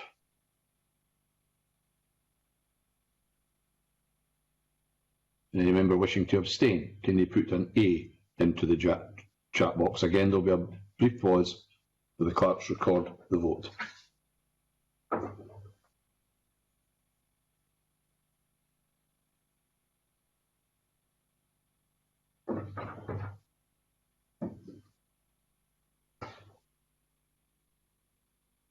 The result of the vote, therefore, is...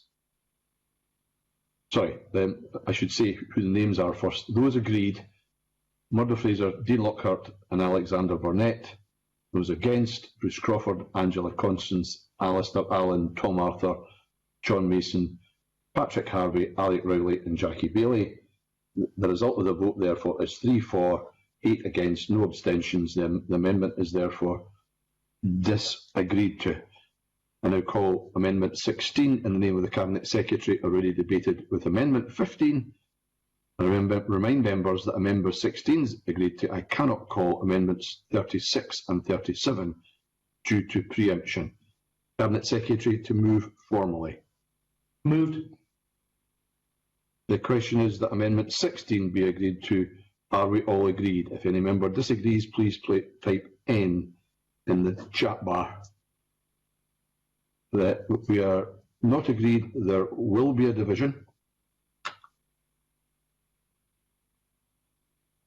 Can I therefore ask those members who are voting for the amendment to put a Y into the chat box?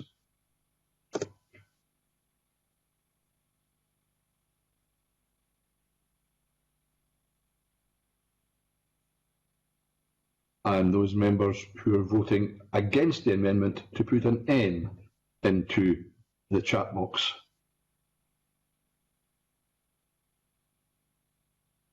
And those who wish to abstain to put an A into the chat box. Again, there will be a short pause while the clerks record the vote.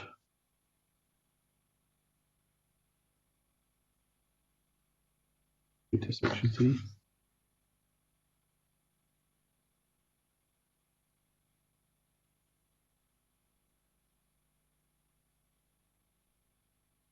Angela voted. Did I mention it?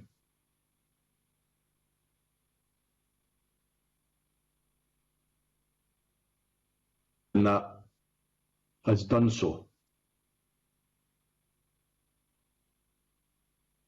Because there's, did I mention who it is? I can't see Angela Constance having voted. That's why I'm asking the question. Maybe she doesn't wish to vote. Well, she has now. Okay, thank you.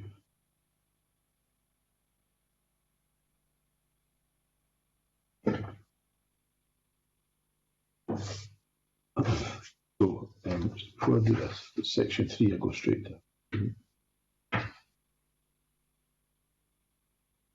Okay, those agreed: Bruce Crawford, Angela Constance, Alistair Allen, Tom Arthur, John Mason, Patrick Harvey, Alec Rowley and Jackie Bailey. Those against: Murdo Fraser, Dean Lockhart and Alexander Burnett.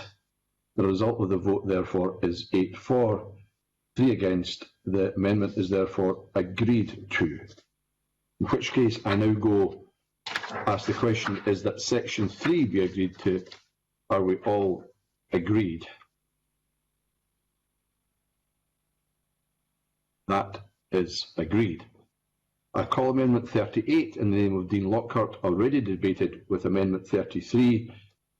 Dean Lockhart to move or not move? Not moved, Convener. Thank you, Dean. Any member wish to move that amendment?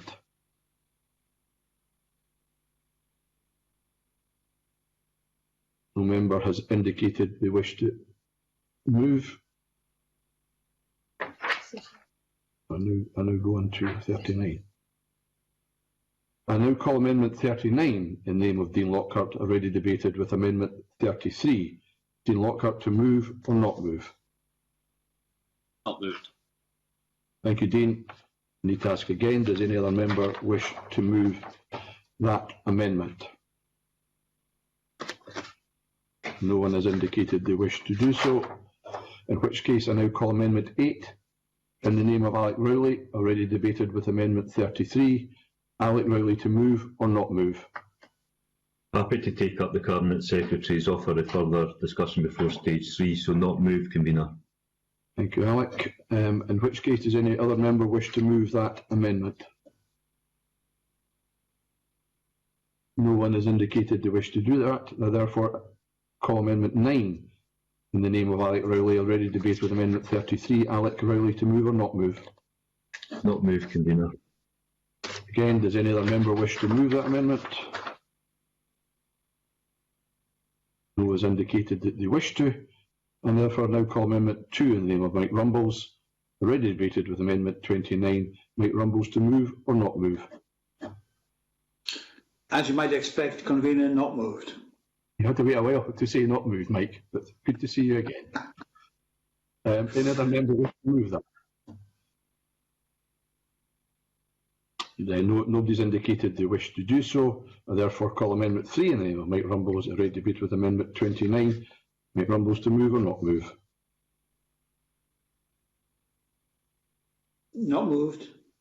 Thank you, Mike. No one has indicated they wish. I should ask if any other member wishes to move that amendment, rather than presuming. No other member has said they wish to move that amendment. Call Amendment 40 in the name of Dean Lockhart, already debated with Amendment 33. Dean Lockhart, to move or not move? Not moved, Convener, and I will take up the offer from the Cabinet Secretary to discuss the possibility of some form of sifting mechanism at stage 3. Thank you. Thank you, Dean. Does any other member wish to move that amendment? No one has indicated that they wish to do so. The question is that Section 4 be agreed to. Are we all agreed? It's agreed. I now call Amendment 41 in the name of Tom Arthur, already debate with Amendment 28. Tom Arthur, to move or not move? Moved. The question is that Amendment 41 be agreed to. Are we all agreed? Any member disagrees, please type N in the chat bar.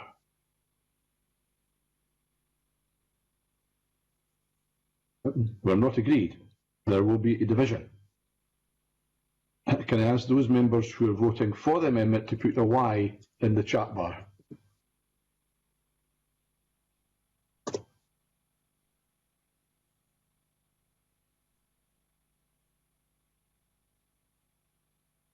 Can I ask those who are voting against the amendment to put an N in the chat bar? And can I ask any member who wishes to abstain to put an A in the chat bar?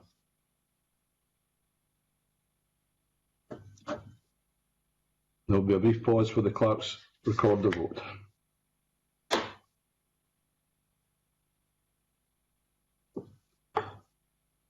Section 5 after this.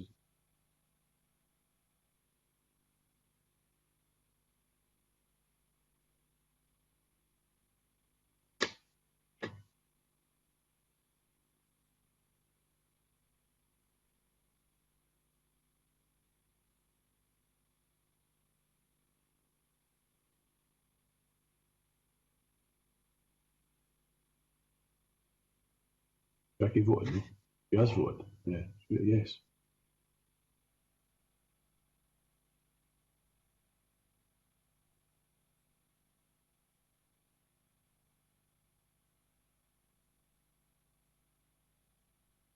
I'm recorded, eh?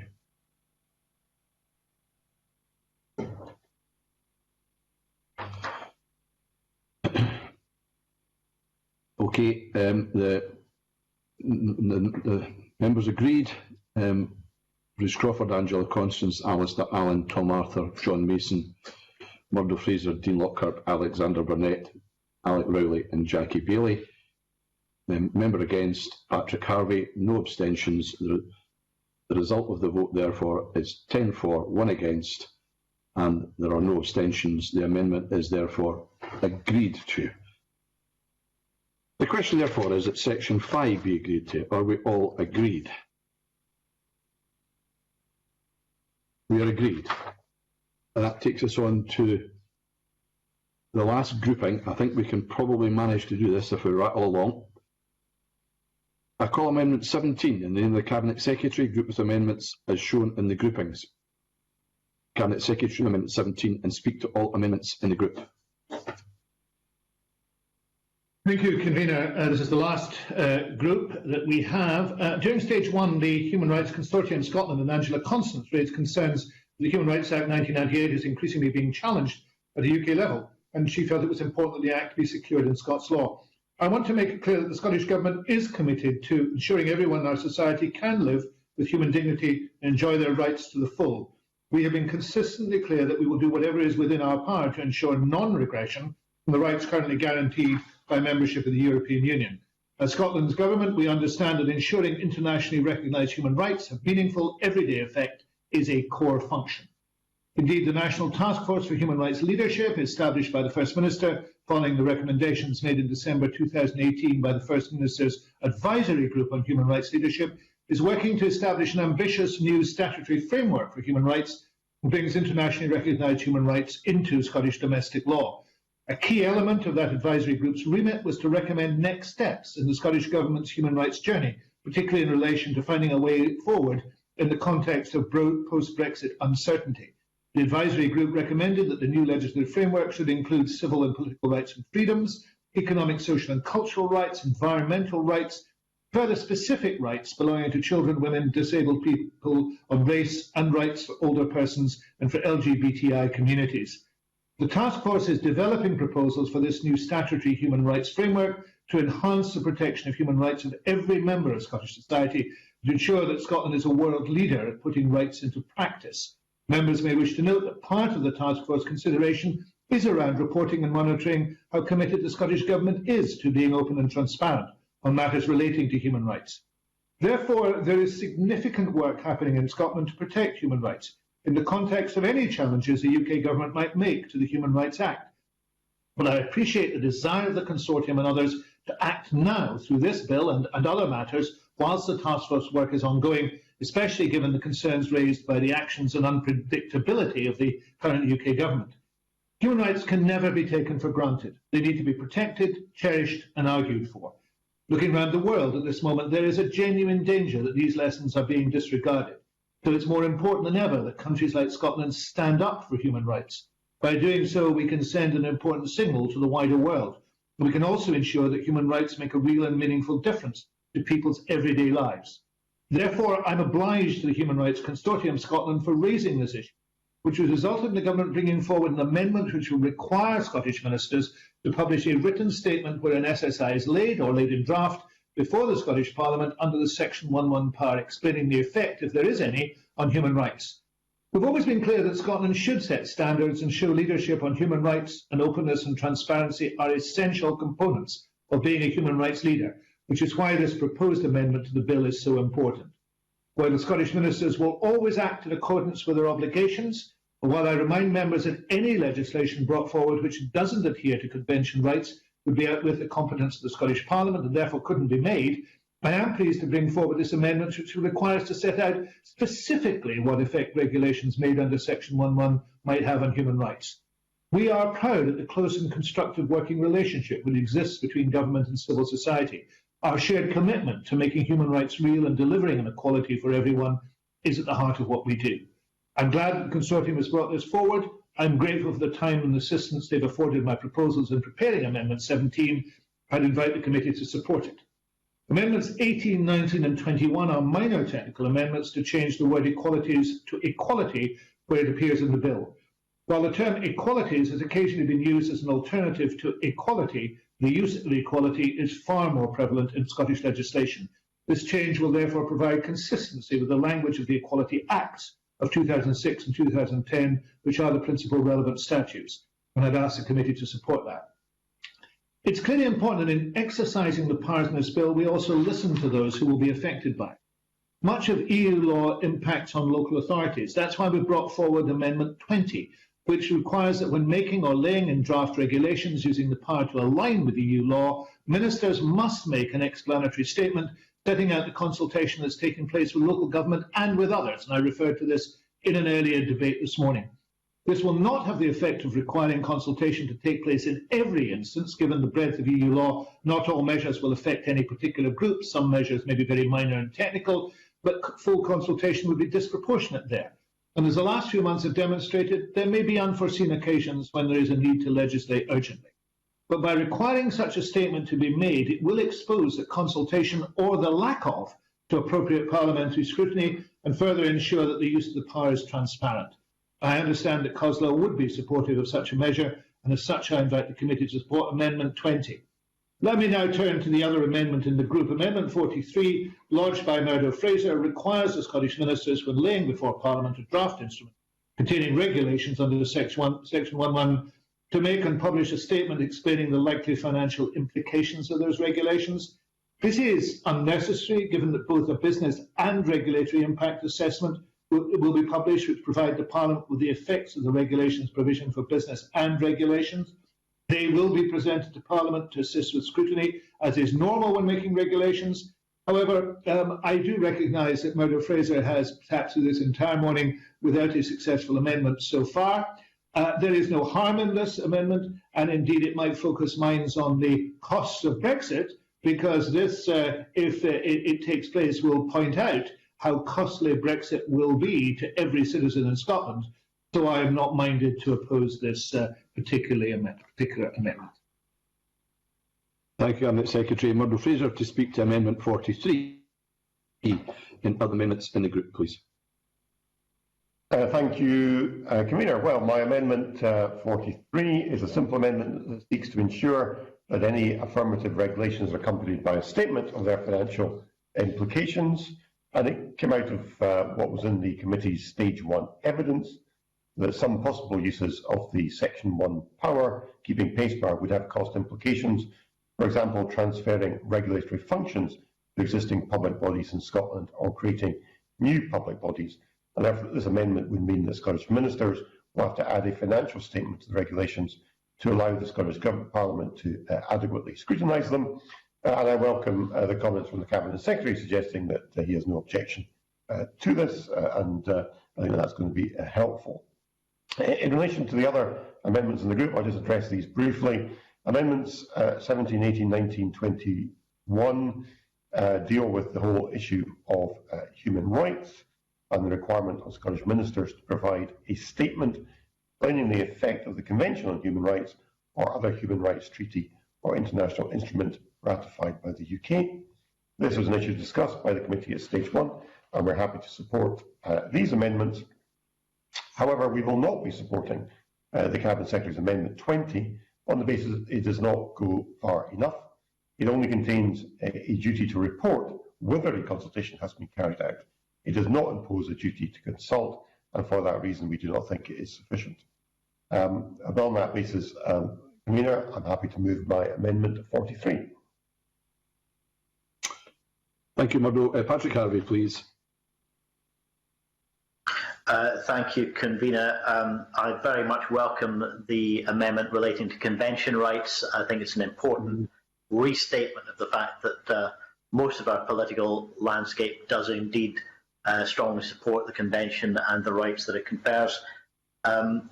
As for the other amendments, I take the point that Murdo Fraser's amendment might be manageable and tolerable, even if it's not particularly necessary.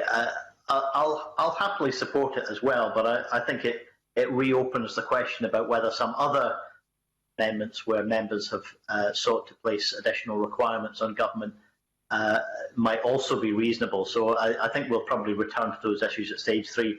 And I'll also support Amendment 20, but I want again to state pretty clearly that the consultation reporting requirements in Amendment 20 are not the last word on that matter. We will probably return to that again at stage 3 as well. And it may be that there's a majority at that stage go further than the government has gone with Amendment 20. But for the time being, I'll be supporting these amendments.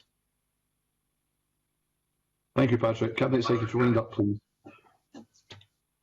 Thank you, Convener. Just on the point of Amendment 20, this has been discussed with COSLA. It is, I think, will be welcomed by them. If there is the possibility of strengthening it, then I'm happy to consider it. But I would want to make sure that anything that we do is effective and doesn't simply add to the bureaucratic burden of the bill, but actually does affect those who will be consulted. So I think that would be the criteria I would set for any further discussion about this. But I'm glad that people seem united on most of these. I cannot understand Murdo Fraser's position that he will oppose it because it doesn't go far enough. In actual fact, it would mean that we would go significantly, we would go no distance at all if it wasn't in the bill at all. So that would seem to be illogical. Okay, the question is that Amendment 17 be agreed. Are we all agreed? If any member disagrees, please type N in the chat bar. It's agreed. Amendment 42 in the name of Dean Lockhart, already debated with Amendment 33. Dean Lockhart, to move or not move? Not move, Convener. Thank you. Does any other member wish to move the amendment? No other member has indicated they wish to do so. I therefore call Amendment 18 in the name of the Cabinet Secretary to move. To move. Thank you. Thank you very much. If any member, sorry, the question is that Amendment 18 be agreed to. Are we all agreed? If any member disagrees, please type N in the chat bar. It's agreed. Therefore, ask the Cabinet Secretary to move Amendment 19. Moved. The question is Amendment 19 be agreed. Are we all agreed? If any member disagrees, please type N in the chat bar. It's agreed. Now call Amendment 20 in the name of the Cabinet Secretary. Cabinet Secretary to move formally. Moved. The question is that Amendment 20 be agreed to. Are we all agreed? If anyone disagrees, please type N in the chat bar. It's disagreed. Can I therefore ask those members who are voting for the amendment to put a Y in the chat bar?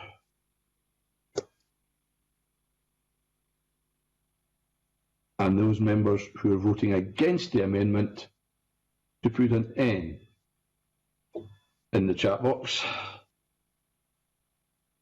And any member wishing to abstain to put an A in the chat box. And there will be a brief pause while the clerks record the vote. I'm straight to Amendment 43 now.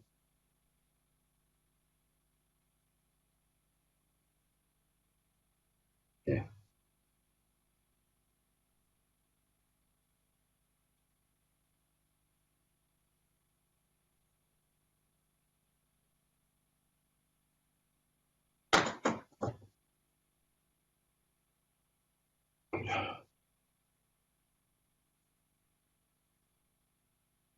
Okay, those agreed. Bruce Crawford, Angela Constance, Alistair Allen, Tom Arthur, John Mason, Patrick Harvey, Alec Rowley and Jackie Bailey. Those against, Murdo Fraser, Dean Lockhart and Alexander Burnett. The result of the vote is therefore 8 for, 3 against. There were no abstentions. The amendment is therefore agreed to. I now call Amendment 43 in the name of Murdo Fraser, already debated with Amendment 17. Murdo Fraser, to move or not move? Move, Convener. The amendment, therefore, the question, therefore, is that Amendment 43 be agreed to. We're all agreed. If any member disagrees, please type N in the chat bar. The amendment is agreed. I call Amendment 21 in the name of the Cabinet Secretary, already debated with Amendment 17. Cabinet Secretary to move formally. Moved. The question is that Amendment 21 be agreed to. Are we all agreed? If a member disagrees, please type N in the chat bar. We are agreed. The question is that Section 6 be agreed. Are we all agreed? We are agreed. I now call Amendment 11 in the name of Liam MacArthur, already debated with Amendment 28. Liam MacArthur to move or not move? Moved, Convener. Thank you, Liam. The question, therefore, is that Amendment 11 be agreed to. Are we all agreed? If any member disagrees, please type N in the chat bar.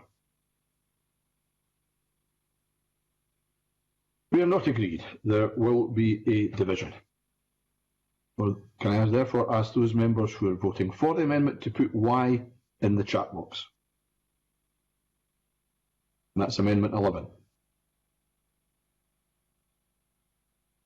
And can I ask those who are against the amendment to put an N in the chat box?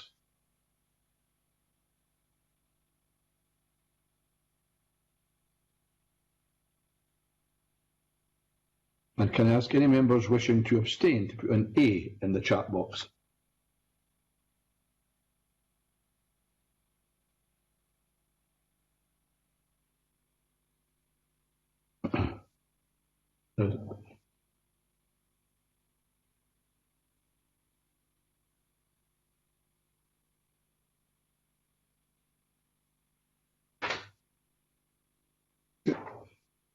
Those agreed are Murdo Fraser, Dean Lockhart, Alexander Burnett, Alec Rowley and Jackie Bailey. Those against, Bruce Crawford, Angela Constance, Alistair Allen, Tom Arthur and John Mason. We have one abstention from Patrick Harvey. The results of the votes therefore are 5 for, 5 against with one abstention. Therefore, the cast and vote, and I'll cast my vote the same way as I did the first time, and therefore the amendment is disagreed. I now call Amendment 22 in the name of the Cabinet Secretary, already debated with Amendment 28. Cabinet Secretary to move formally. Move. The question is that Amendment 22 be agreed. Are we all agreed? If any member disagrees, please put an N in the chat bar. We are agreed. Call Amendment 23 in the name of the Cabinet Secretary, already debated with Amendment 28. Cabinet Secretary to move formally. Moved. Question is that Amendment 23 be agreed. Are we all agreed? If any member disagrees, please type N in the chat bar. We are agreed. I now call Amendment 44 in the name of Patrick Harvey, already debated with Amendment 28. Patrick Harvey to move the not move. Moved. Thank you, Patrick. The question is Amendment 44 be agreed. Are we all agreed? If a member disagrees, please type N in the chat bar. It's disagreed. Therefore, can I ask those members who are voting for Amendment 44 to put a Y in the chat box?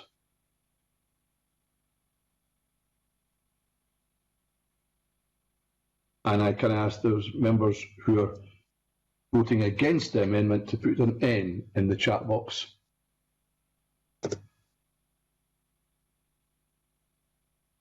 And those who wish to abstain to put an A in the chat box. And there will be a brief pause to allow the clerks to record the votes.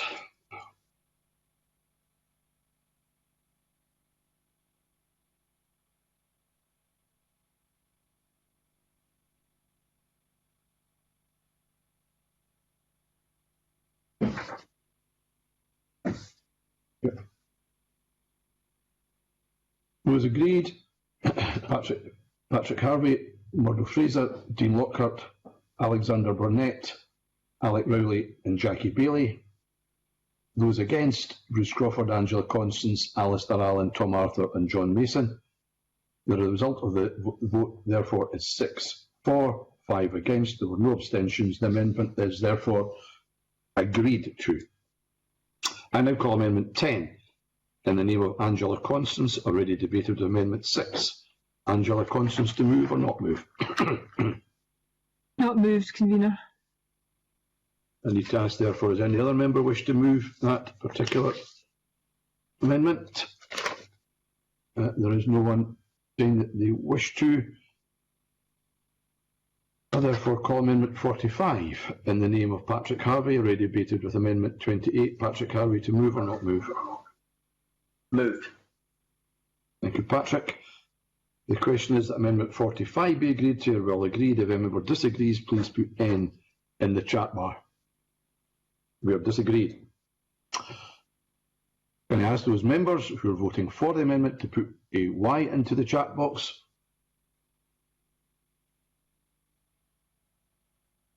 And can I ask those members who are voting against the amendment to put an N into the chat box? And those who wish to abstain to put an A into the chat box, and there will now be another brief pause while the clerks record the vote.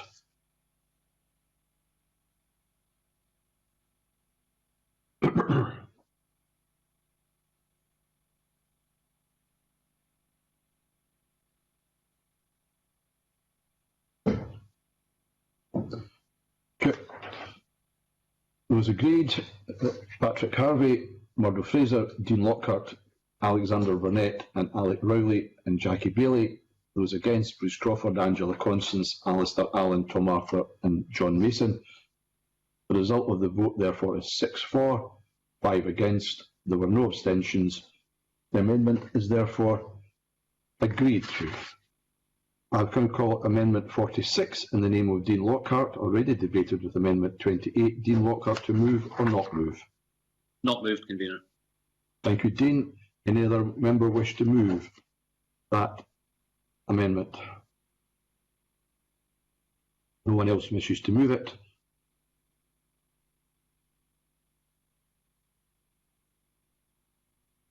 I now call Amendment 24 in the name of the Cabinet Secretary, already debated with Amendment 28. And I remind members that if Amendment 24 is agreed to, I cannot call Amendment 47 because of preemption. Cabinet Secretary to move formally. Moved. Question is that Amendment 24 be agreed to or well agreed. If a member disagrees, please put an N in the chat box. We are disagreed. And therefore ask those members who are voting for the amendment to put a Y in the chat bar.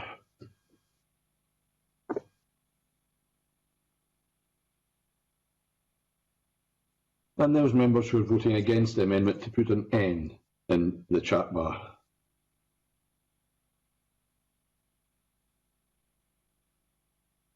And those who wish to vote abstain, put an A in the chat bar. Again, there will be a brief pause while the clerks record the vote, and time for me to get a wee drink of juice, I think.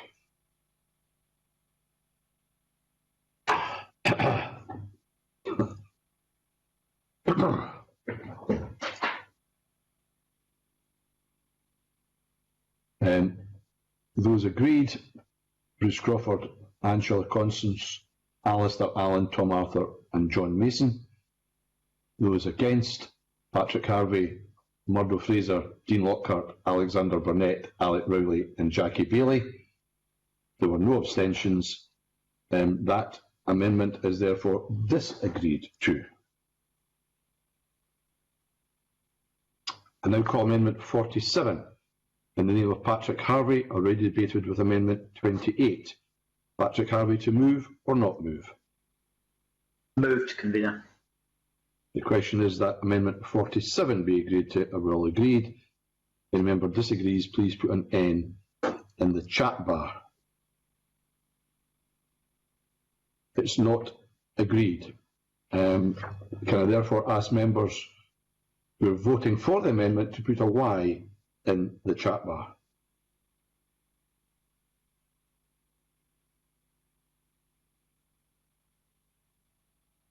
And those members who are voting against the amendment to put an N in the chat bar.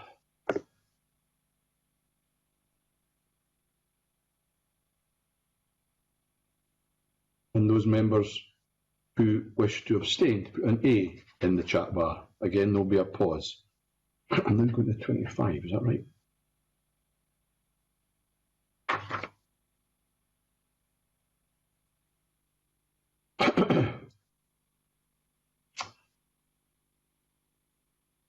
Those for the amendment: Patrick Harvie, Murdo Fraser, Dean Lockhart, Alexander Burnett, Alec Rowley and Jackie Bailey. Those against: Bruce Crawford, Angela Constance, Alistair Allen, Tom Arthur and John Mason. The result of the vote therefore is 6 for, 5 against. The amendment is agreed to. I now call Amendment 25, the name of the Cabinet Secretary, already debated with Amendment 28. Cabinet Secretary to move formally. Moved. The question is that Amendment 25 be agreed to or well agreed. If anyone N in the chat box. It is disagreed. Can I therefore ask members for the amendment to put a Y in the chat bar? And those members who are against the amendment to put an N into the chat box. And those who wish to abstain. an A into the chat box. And there'll be a short pause. Will the clerks record the vote?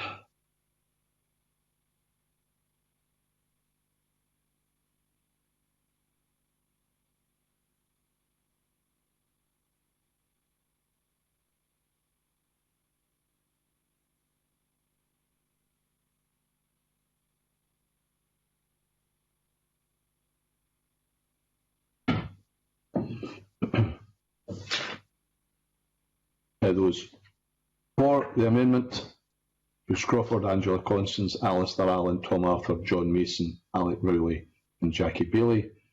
Those against: Patrick Harvey, Murdo Fraser, Dean Lockhart and Alexander Burnett.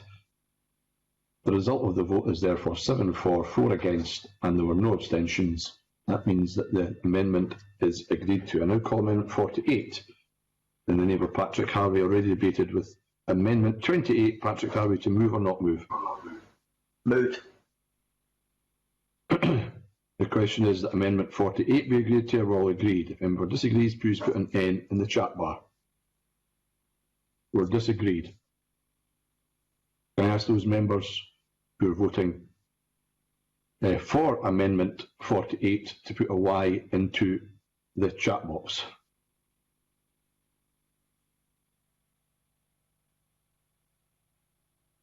And can I ask those members who are voting against the amendment to put an N in the chat box?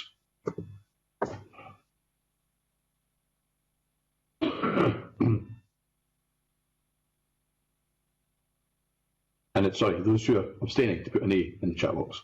And there will be a short pause where the clerks record the vote.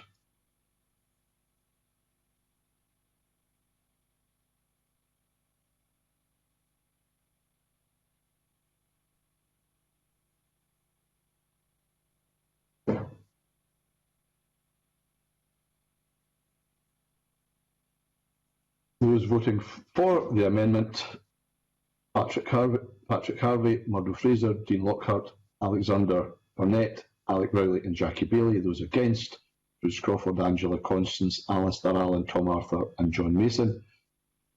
The results of the vote therefore are 6 for, 5 against, 0 abstentions. The amendment is therefore agreed to. I now call Amendment 26 in the name of the Cabinet Secretary, already debated with Amendment 28. Cabinet Secretary, to move formally. Moved. The question is that Amendment 26 be agreed to. Are we all agreed? If a member disagrees, please type N in the chat box. It's agreed. I now call Amendment 27 in the name of the Cabinet Secretary, already debated with Amendment 28. And I can remind members that if Amendment 27 is agreed to, I cannot call Amendment 49 because of preemption. Cabinet Secretary, to move formally. Moved.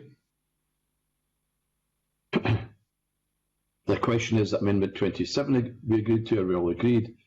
If any member disagrees, please type N in the chat bar. We are disagreed.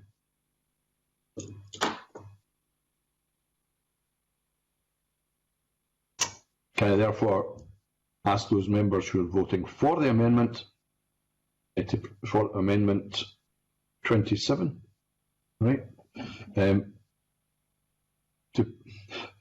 put in a Y into the chat bar box?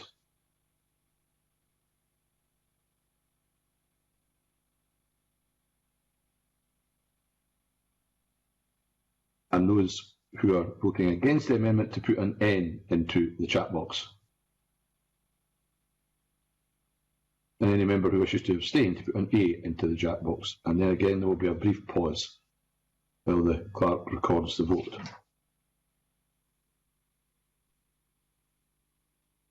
That was 27, wasn't it?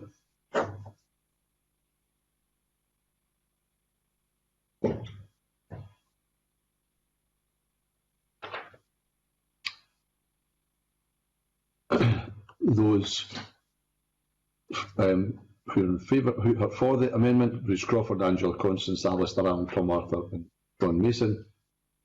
Those against: Patrick Harvie, Murdo Fraser, Dean Lockhart, Alexander Burnett, Alec Rowley and Jackie Bailey. The result of the vote, there were 5 for, 6 against. That means that and 0 abstentions. Therefore, the amendment is not agreed to. I therefore call Amendment 49 in the name of Patrick Harvie, already debated with Amendment 28. Patrick Harvie, to move or not move? Moved. Thank you, Patrick. The question is that Amendment 49 be agreed to. Are we all agreed? If any member disagrees, please put an N in the chat bar. If we are not agreed, there will therefore be a division. Can I therefore ask those who are voting for the amendment to put a Y into the chat box? And those who are voting against the amendment to put an N into the chat box. And again, for those wishing to abstain, to put an A in the chat box. Again, there will be a brief pause.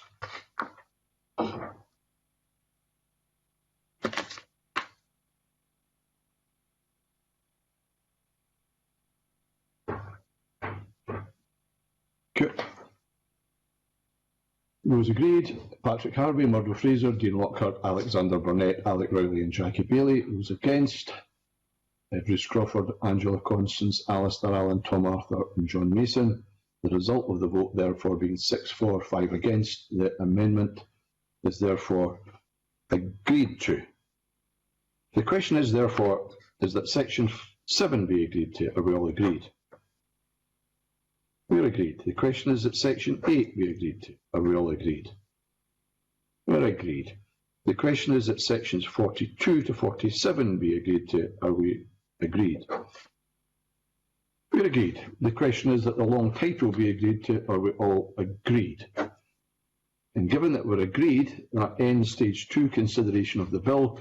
The bill will be now reprinted as amended at Stage 2 and will be published at 8:30 tomorrow. Parliament's not yet determined when Stage 3 will end. When this is decided, members will be held, not end. When this is decided, members will be advised of the deadline for lodging amendments. In the meantime, Stage 3 amendments can be lodged with the clerks of the legislation team. And can I thank my colleagues, the clerks and the legislative team, for helping me get through this process this morning. Thank you very much. That's the end of this meeting.